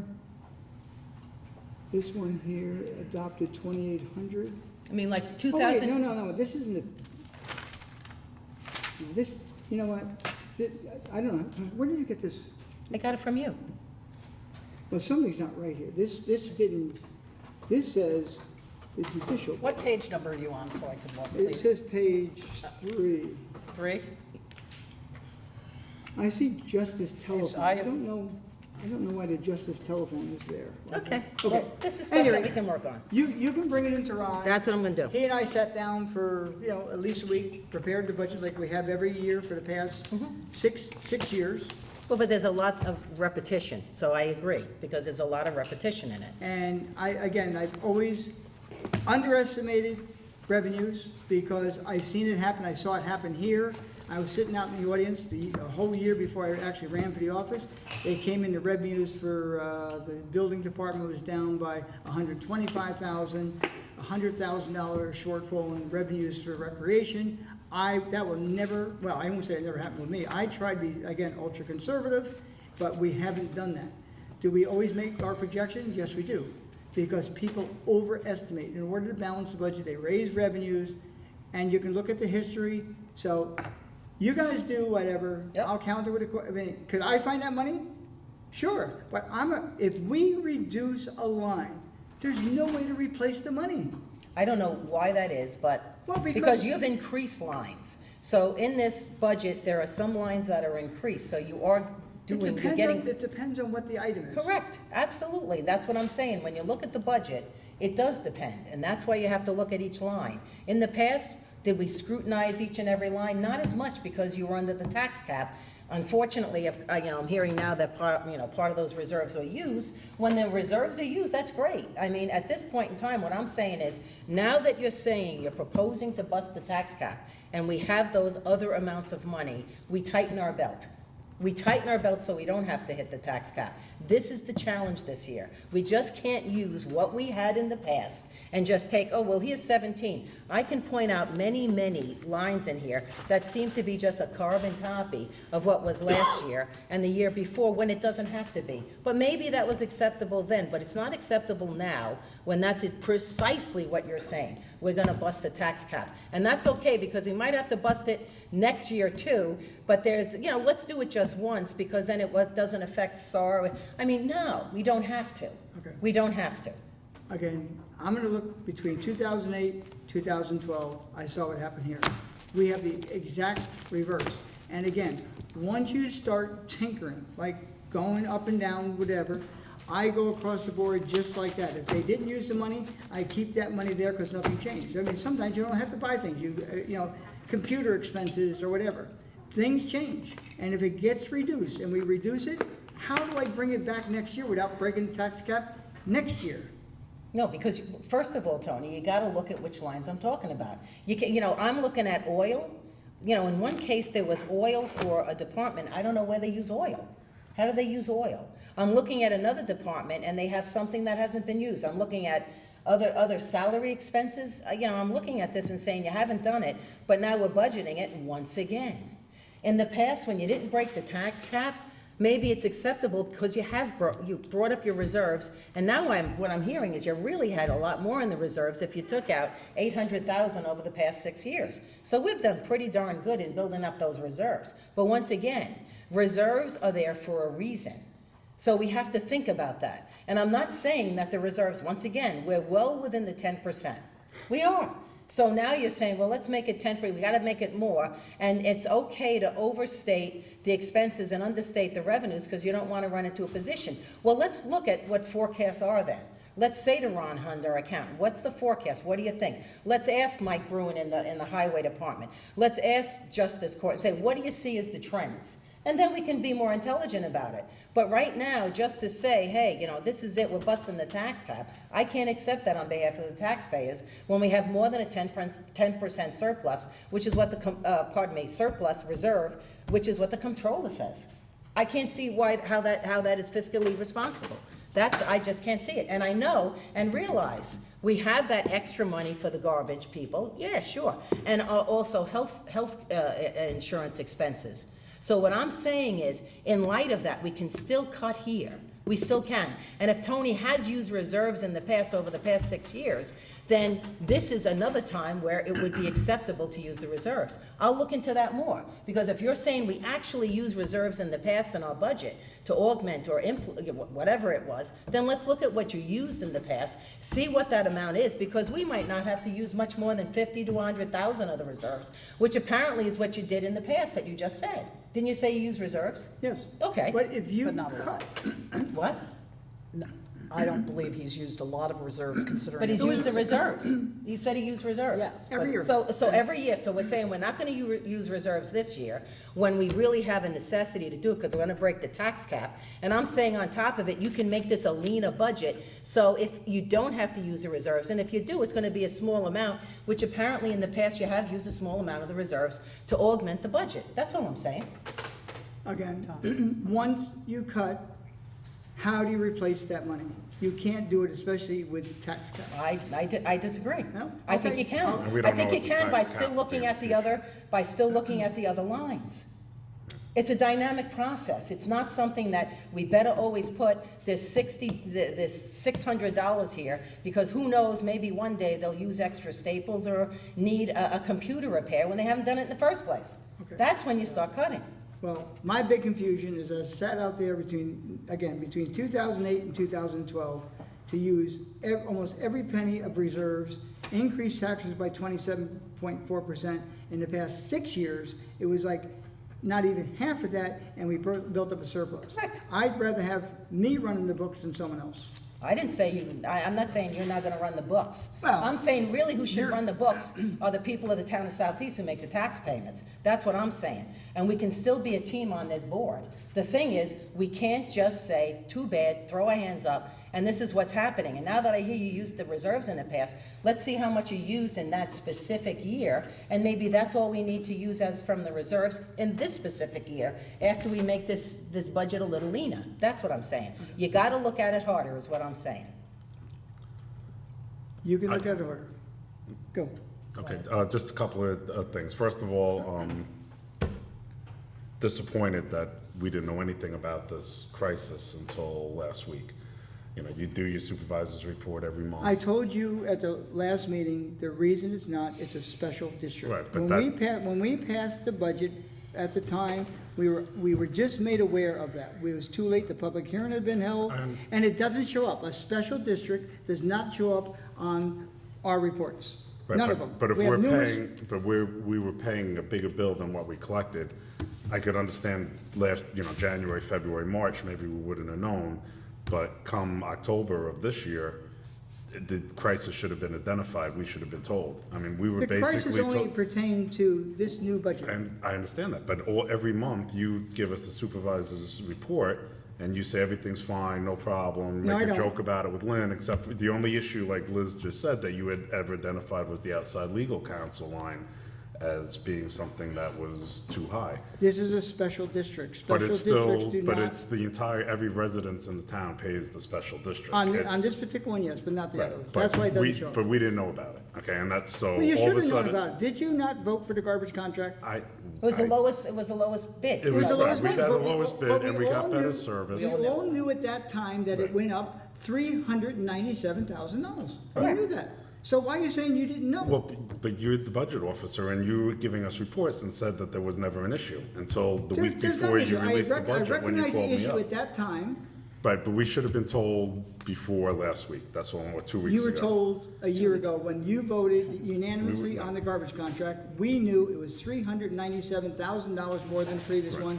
And the second highest bidder, highest bidder or lowest bidder, whatever, Lowest bidder. was $500,000 more. I which think would what have been Bob a is real saying, big- you didn't elucidate on the issue involved with the budget. Perhaps it could have been something that we could have then started really looking at it. The fact that it increased wasn't necessarily something that, you called a couple of weeks ago, I believe it was, and said, hey, we're gonna have to bust the tax cap Right. because of that garbage contract. What Bob, I think, is saying, and you can say probably better than me, is it would have been nice if we had just known, 6 months ago, hey, Exactly. listen, we're going for a hurt on this one. Right. And That way that's we what could I'm have looked saying. at other things, other savings to maybe offset the That's what we do. contract of what the That's what we garbage. do when we did the budget. But I also been speaking to some of the department heads, calling them up.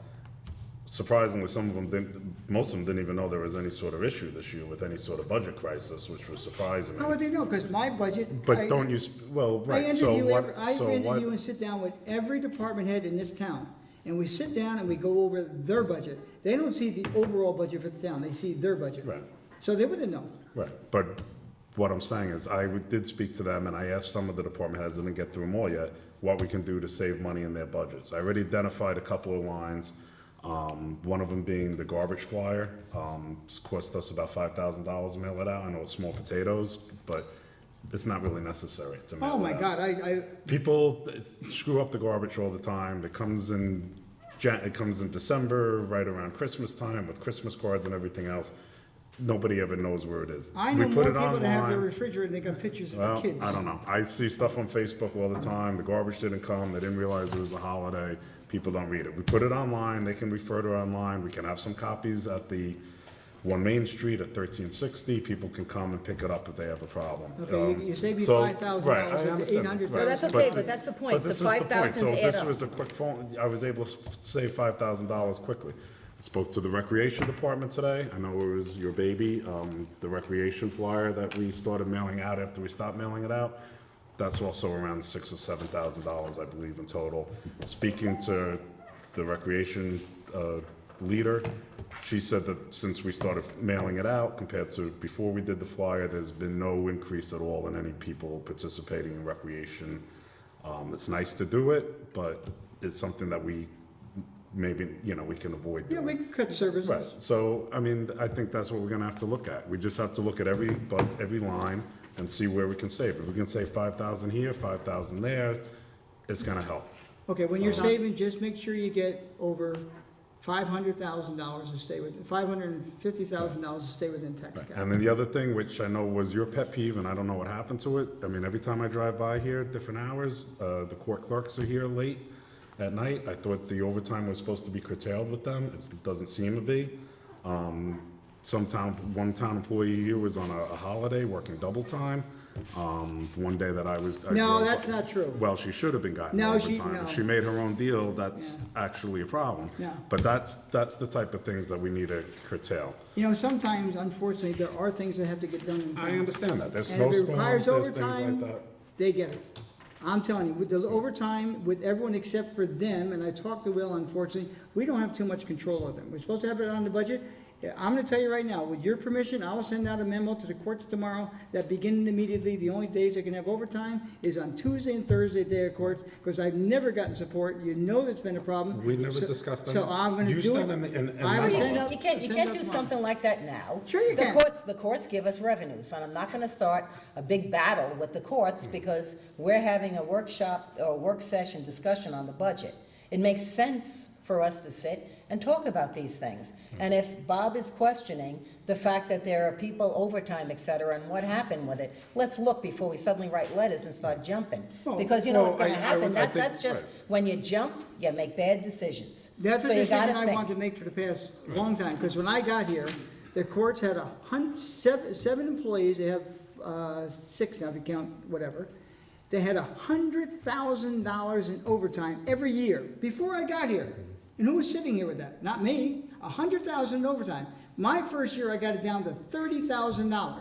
Of course, it's climbed back to 50, they play whatever, but it's 50,000, and courts making revenue, I hear it how hard they work all the time, how much revenue we bring in, but the bottom line, the courts lose this town about $125,000 a year. So, No, and I'm saying that's something that needs to look at. If the overtime is necessary, things need to be done. I don't think fine. it's necessary. Um, Partially. right. I mean, I know other communities, you get a speeding ticket, Bedford, Greenberg, it'll be 2 years before you have a trial. I don't, We could that push one, things that out one we further. can all agree upon. Right, okay, so there we go. There's something else that maybe we could say. But Yeah, but it's if still they early go in the over, process. you Liz need is money gonna to pay be it. doing research. I'm speaking to department heads with the budget and Well, just to department see what heads we can do to for save putting their money. foot in their own mouth. They're gonna have a real, not with me, but they're gonna have a real problem, because if you start cutting back, when they need this money, and they're not gonna have it, I say, hey, talk to the 2017 town board, because they cut it.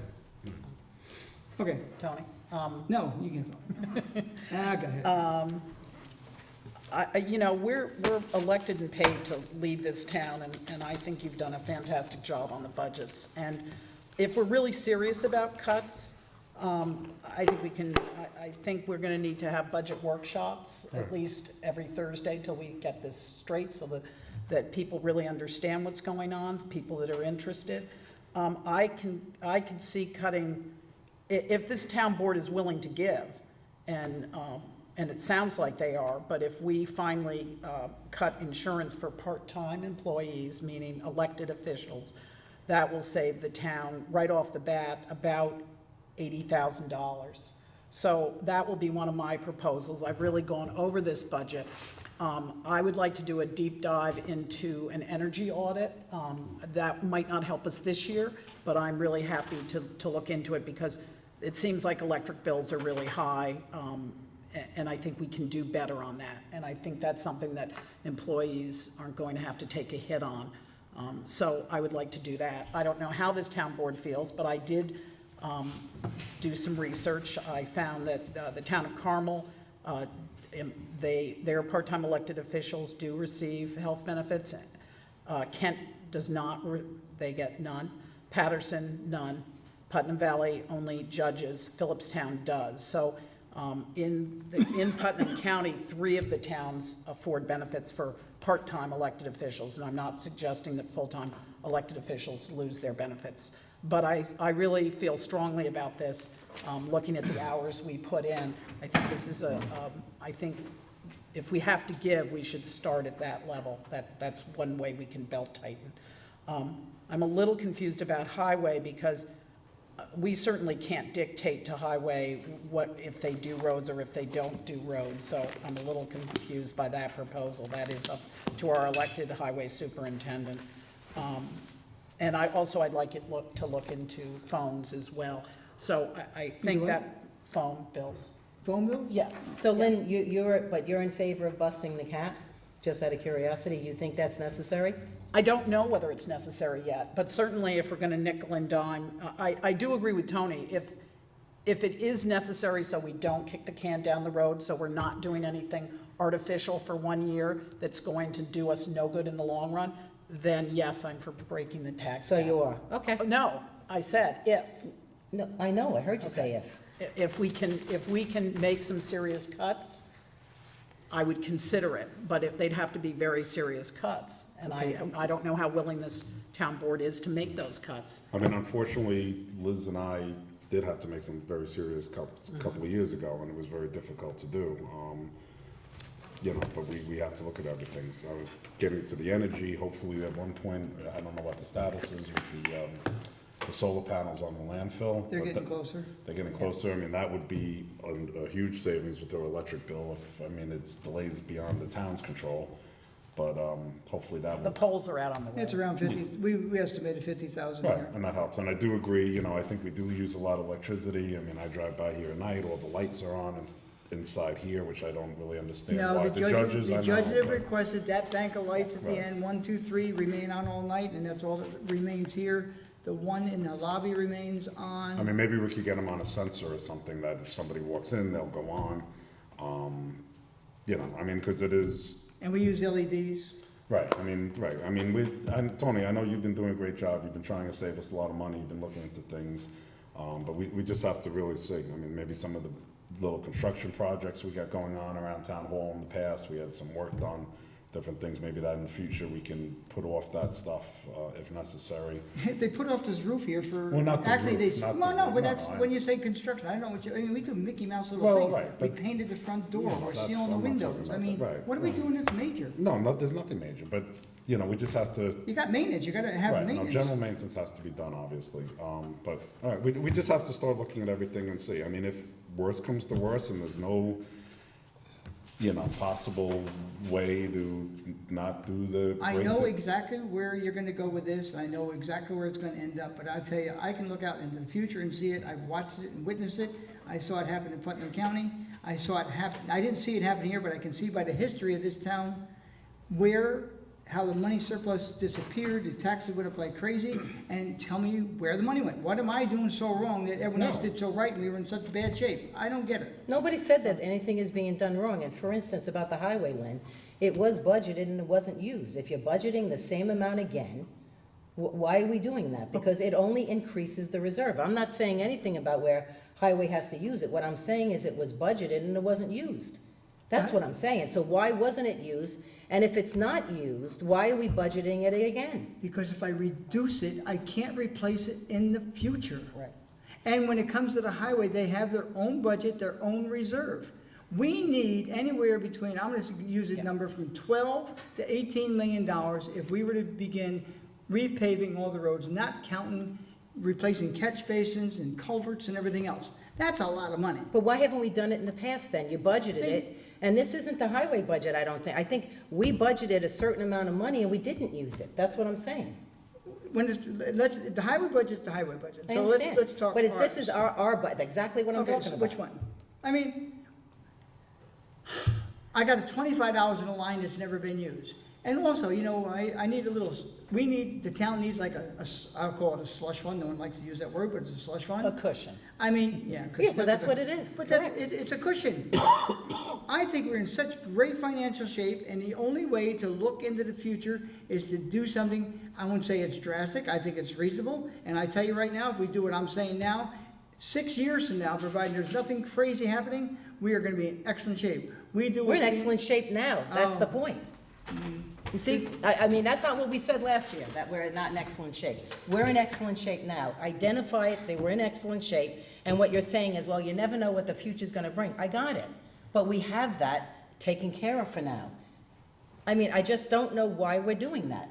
I know that this is gonna be the slippery slope. We're going down that slippery slope where I hear that it's okay to bust tax caps. To me, that means it's gonna continue. That's what I hear. No. Because Again, we have to be concerned about the future. The future is now. We have to be concerned about the taxpayers now, not in the future. As a special district, the only way you can replenish those funds is through what we're proposing. We use some of the reserves this year to balance, it's a special district, we can't use certain money. So again, I know you're gonna check with Ron. Absolutely. Let him advise you why we can't do things that is gonna be proposed. The only way to replenish this gap is $400,000. And by the way, I think you heard me when I was talking before, we're gonna have to come up with another $365,000 in a potential 3% increases between now and 2023. And that's a lot of money as well. My budget includes that. So, Your budget includes that shortfall? no, it includes that, if we raise the taxes now, okay? We will have the money in the future to pay these bills back to 2023. I'm not thinking about tomorrow, I'm thinking down the road. So we're gonna raise the taxes, which last meeting you said would be nothing more than maybe $8 annually or Exactly something what like it would that. be based Now, on. how is that such a large raise? That's the incongruity of the whole situation. You're saying it's this much and it's a big figure, but then it's only $8. I don't know, is it a big figure, it's a small figure, what is it? Well, hey, a And I had dollar, over here, I had 500,000, I don't know, all of a sudden it's, what was it on this? it's seven, total is around 7 and change total. Okay, so I guess based on this, we're gonna have a meeting next Thursday. I would like to really hash this out in front of the public. I'd like to get feedback, maybe at the end of the evening, people Is will everyone have some. prepared for that? Next Thursday? Is that fine with everyone? We'll do it I would in, like to actually, and maybe we could do a daytime meeting, you know, I know other communities do, I'd like to hear from the department heads why they, Right. Right. why they can survive without whatever money. I'd like to hear from them how they can identify savings in their department. And you don't think I did that? I No, don't we're know, not but saying we're that. part And of I'm the telling you right process. now, they don't like coming in front of me, because you know what they get? Yeah. Zip. Well, look, what you're saying is, the department heads, what you said before, was guess what? If you do that, then you're gonna have to, I'm gonna say to the department heads, go talk to the 2017 town board. Well, I'm gonna go to the department heads ahead of time and say, I don't want you coming yelling at me. Tell me what you think in light of what it is. And of course, the department head's gonna want as much money as possible. But the issue is, can you live with anything less? That's what the issue is. And then let's talk to them about it. I mean, like I said, when I looked at this budget, a lot of it was exactly what, it was almost like a carbon copy of last year's budget. It was sort of like, here it is, here it is, here it is. What I'm saying is maybe that's not appropriate in a time period where you're saying that you want to do this. That's what I'm saying. Okay. Well, I admit, it's a carbon copy, because that's prudent financial planning, which I think I've done. Well, Now I'm hearing that's not prudent, so, look, you want a daytime meeting? Well, I would think we should, I don't know what's more convenient for the department heads. I mean, Well, a lot department of heads be them- better during the day. Right. Can all the town Or board could- members I make a mean- daytime meeting? No, Edwin It's usually probably been has the to- No, problem. well, yeah, I mean, Edwin? maybe. I gotta check my schedule. I have to and see Depending on the what- time, sure. Right. I mean- But I think at this point, what I'd like don't to have say many is, days. let's just see, hold on. Well, I know we don't have many days. I mean, I am calling department heads and speaking to them. I'm slowly making my way down the list. And as far as recreation, they say that they put everything out. They have a Facebook page, Southeast Recreation. That's Right. where everyone, the parents nowadays and stuff, that's where they get their information from. And that's free. So, I think that, that's something that we could, I have no And I- problem right. cutting that, I know, and that I know at it's all, not- but it's I not mean, a do you big guys, are expense. you guys gonna, are we gonna seriously address healthcare? Sure, for- absolutely. We're okay. gonna seriously address everything, Lynn. I sound like Lynn in the old days, when she used to stand up there and attack the budgets. Looks like we're changing places here. No, But the bottom line is I'm serious. I don't, if you can nickel and dime this, and that's fine. We serve the public and we want we want the best budget that's gonna work. So when does everyone wanna meet? Let's, well, yeah. Okay, I'm Figure gonna it out. say the 19th, because we're gonna need to do, which is. we're meeting the regular- 19th already. That is correct. And then Or after even we if can we- do that, then we can do the 26th thereafter. We can do the. I mean, next- early afternoon would be best for me. So if we could meet like 4 o'clock, 5 o'clock, have the department heads here. All right, you're still gonna on spend the clock. overtime, you're gonna spend my money. I'm not available on the 19th. I'm What? out of That town on was the a 19th. that's a scheduled meeting. That's a already. scheduled meeting. So that's already scheduled, no matter what. We have public hearings that night, I think. The town employees work to what, 5 o'clock, 4:30? Right. 5. So No, wait, if we- 4:30, 4:30. So if, But I the work till the department heads get overtime? no, Oh, Yes, so then we're They're worried not. about- yes, they get comp time. well, Look at, What's comp time? well, they get, in lieu of money, they take a half hour off or half a which day off, is depending not on a what big the deal, hour is. but they could, I don't, look at, so what day are we doing it? Well, I wouldn't mind the 19th. We could, Right, I mean, if do we're the gonna meet 19th. here anyway, So we're gonna schedule Okay, Edwin can't Four be here the o'clock. a full 19th. meeting for the I'm town. away on business. Okay, that's, So- we'd have 4 I members thought here we possibly. had discussed the 26th.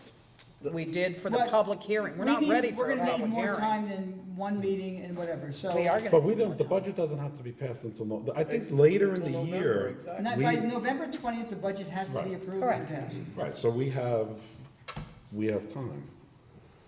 So we could maybe put it off to that day, or Why maybe don't- start Don't with some put it- department The heads. more it gets put off, the longer. That's crazy. Okay. You We're are not complaining putting off about us anything. not We have- knowing things. If I had, Let's Okay, get the if stuff. I okay. hadn't I'm discussed fine with any, that then. if I hadn't And I discussed think we anything should have the tonight. video recorded here early, that way people, I mean, even though it costs money, but that way it's transparent, I people think can hear what the really, at department the end heads of the say. day, if I hadn't said what I said tonight, everyone would have been very satisfied.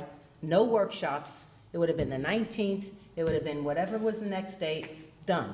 So now all of a sudden, it's becoming a big thing because I'm making a point of this. I don't think it's any bigger than we can still stick to the same schedule. You want to have department heads come in? Why don't we make October 19th a little bit earlier? That's fine with me. But if I hadn't said anything, nobody would be having workshops. At least that's what I think. Because I've raised this as an issue. I think the workshops really make sense if we're really serious about, I mean, if you can do this all on your own, that's great, but. I'm not saying that, but I'm saying we wouldn't have had any workshops had it not been for me saying it. We would have had the next regular town board meeting, we'd have one more meeting. No, and when we then- talked about whether or not we would have the public hearing on the 26th, because there was talk of having it after, I think on November. 2nd, which we couldn't make, and then November 9th, and you and I don't know Bob- why, yeah. All we And need you is and one Bob public can't make hearing, it. right? Yes. One public One hearing. And so we should do, what day is the 20th? That's a Monday? And there's And then we nothing that could have says it- we can't meet on Monday, November. Monday We've or done that in the Tuesday. past, but you know, when you've got a controversial budget, we should really try to stay within the parameters, so it Well, you looks. got till November 20th. Okay, so October 19th, 18th, we're gonna meet at 5 o'clock. got it. And you want all, will you invite all the department heads to the meeting? Well, I think we should have an organized, right. Yeah, I mean, basically, yeah, I'd like all the department heads here. To go through, the town assessor, who's normally here all the time anyway. And we need What's Ron your Hunt What because do you need? Ron Hunt will be here. It Right. makes Ron Hunt sense. needs to be. I mean, we did this in the past, I can't wait to hear my department heads. Yeah. They're gonna love you guys, because you're gonna That's give them good. what I won't give them. no, we're not, I wanna hear from them, and I think the public needs to hear why they need to get by with what they have and how they can identify any savings in their department.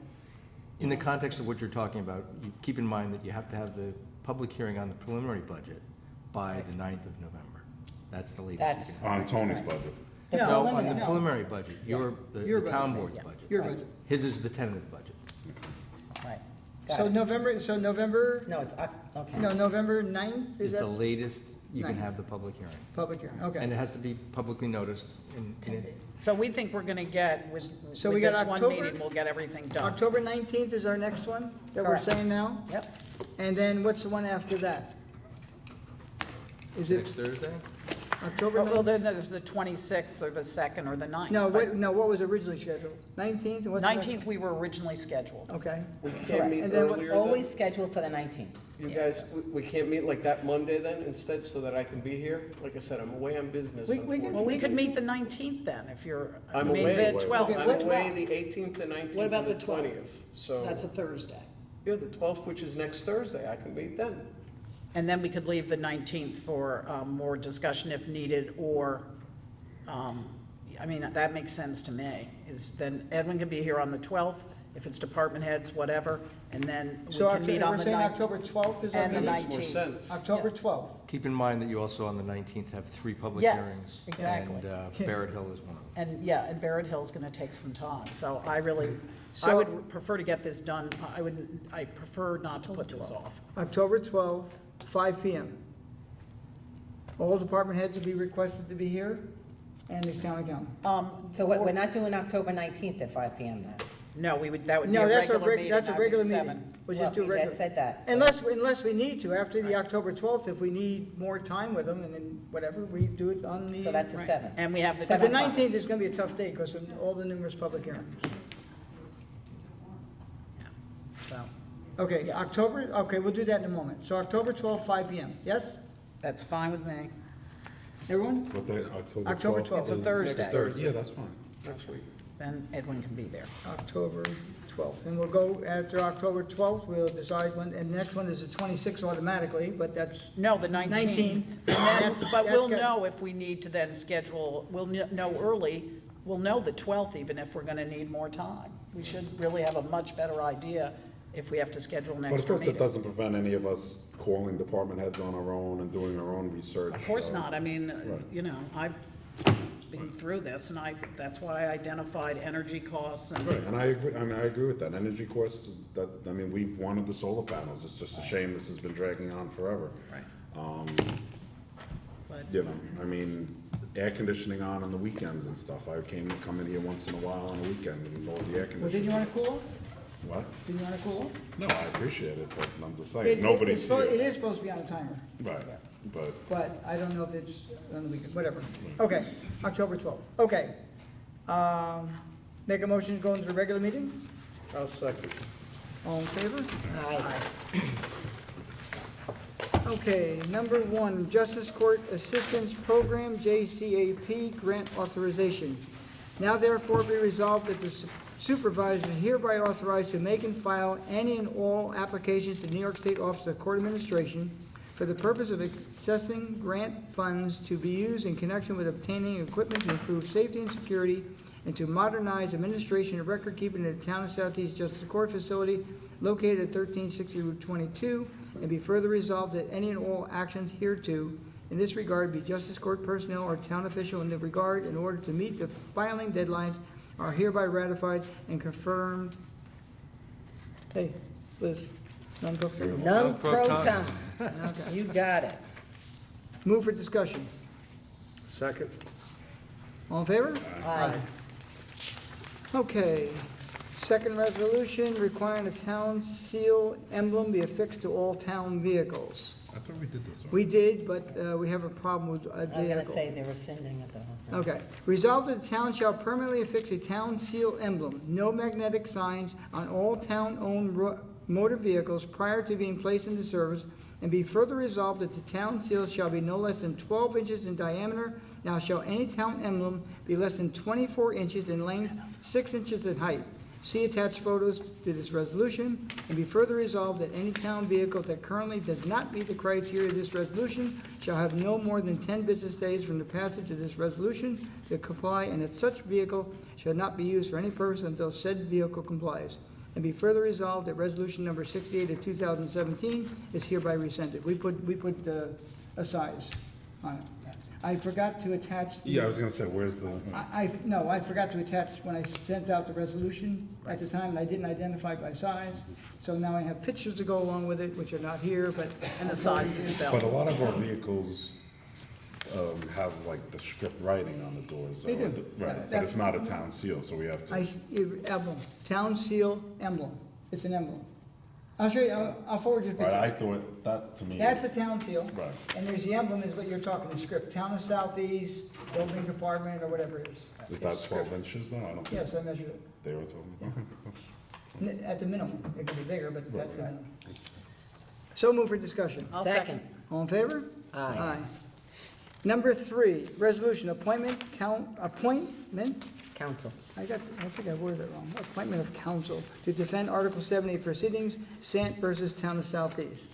Now therefore be resolved that the town board of the Town of Southeast hereby appoints Joseph P. DiPaoli, Esquire, DiPaoli Valdez LLP, having an office at 370 Lexington Avenue, Suite 1500, New York, New York, 10017, as special counsel to the town for the purpose of defending the matter entitled Dennis Sant, Kathleen Sant versus Town of Southeast, index number 500816/2017, currently pending in the Supreme Court of the State of New York and in the County of Putnam, and be further resolved that the special counsel shall be compensated a rate of $185 per hour for attorney time and shall be reimbursed for all necessary disbursements made on behalf of the town. So move for discussion. Second. Discussion. All in favor? Aye. Public comment? Seeing none, town board comment. Looks like we exhausted Oh. ourselves, huh? Wait, time out. I make a motion to go back to the regular meeting for a second. Second. Waive the rules to set a meeting date for Thursday, October 12th at 5 PM, 1360 Route 22, for the purpose of the discussion of the budget. Second. All in favor? Aye. Okay, that was on the allowing it, now on the motion itself. All in favor? Aye. Okay. Town board?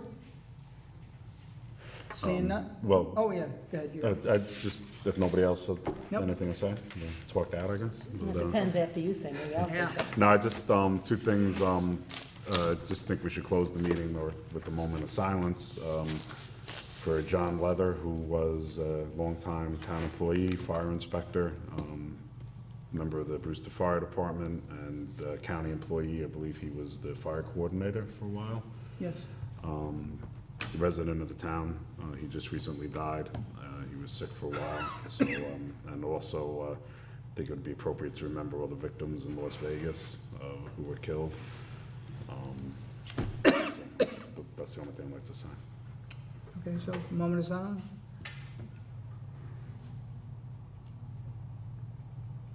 I understand the mission. I'll make a motion, we close tonight's meeting. Is there a second? I'll second it. All in favor? Aye. Thank you all for coming.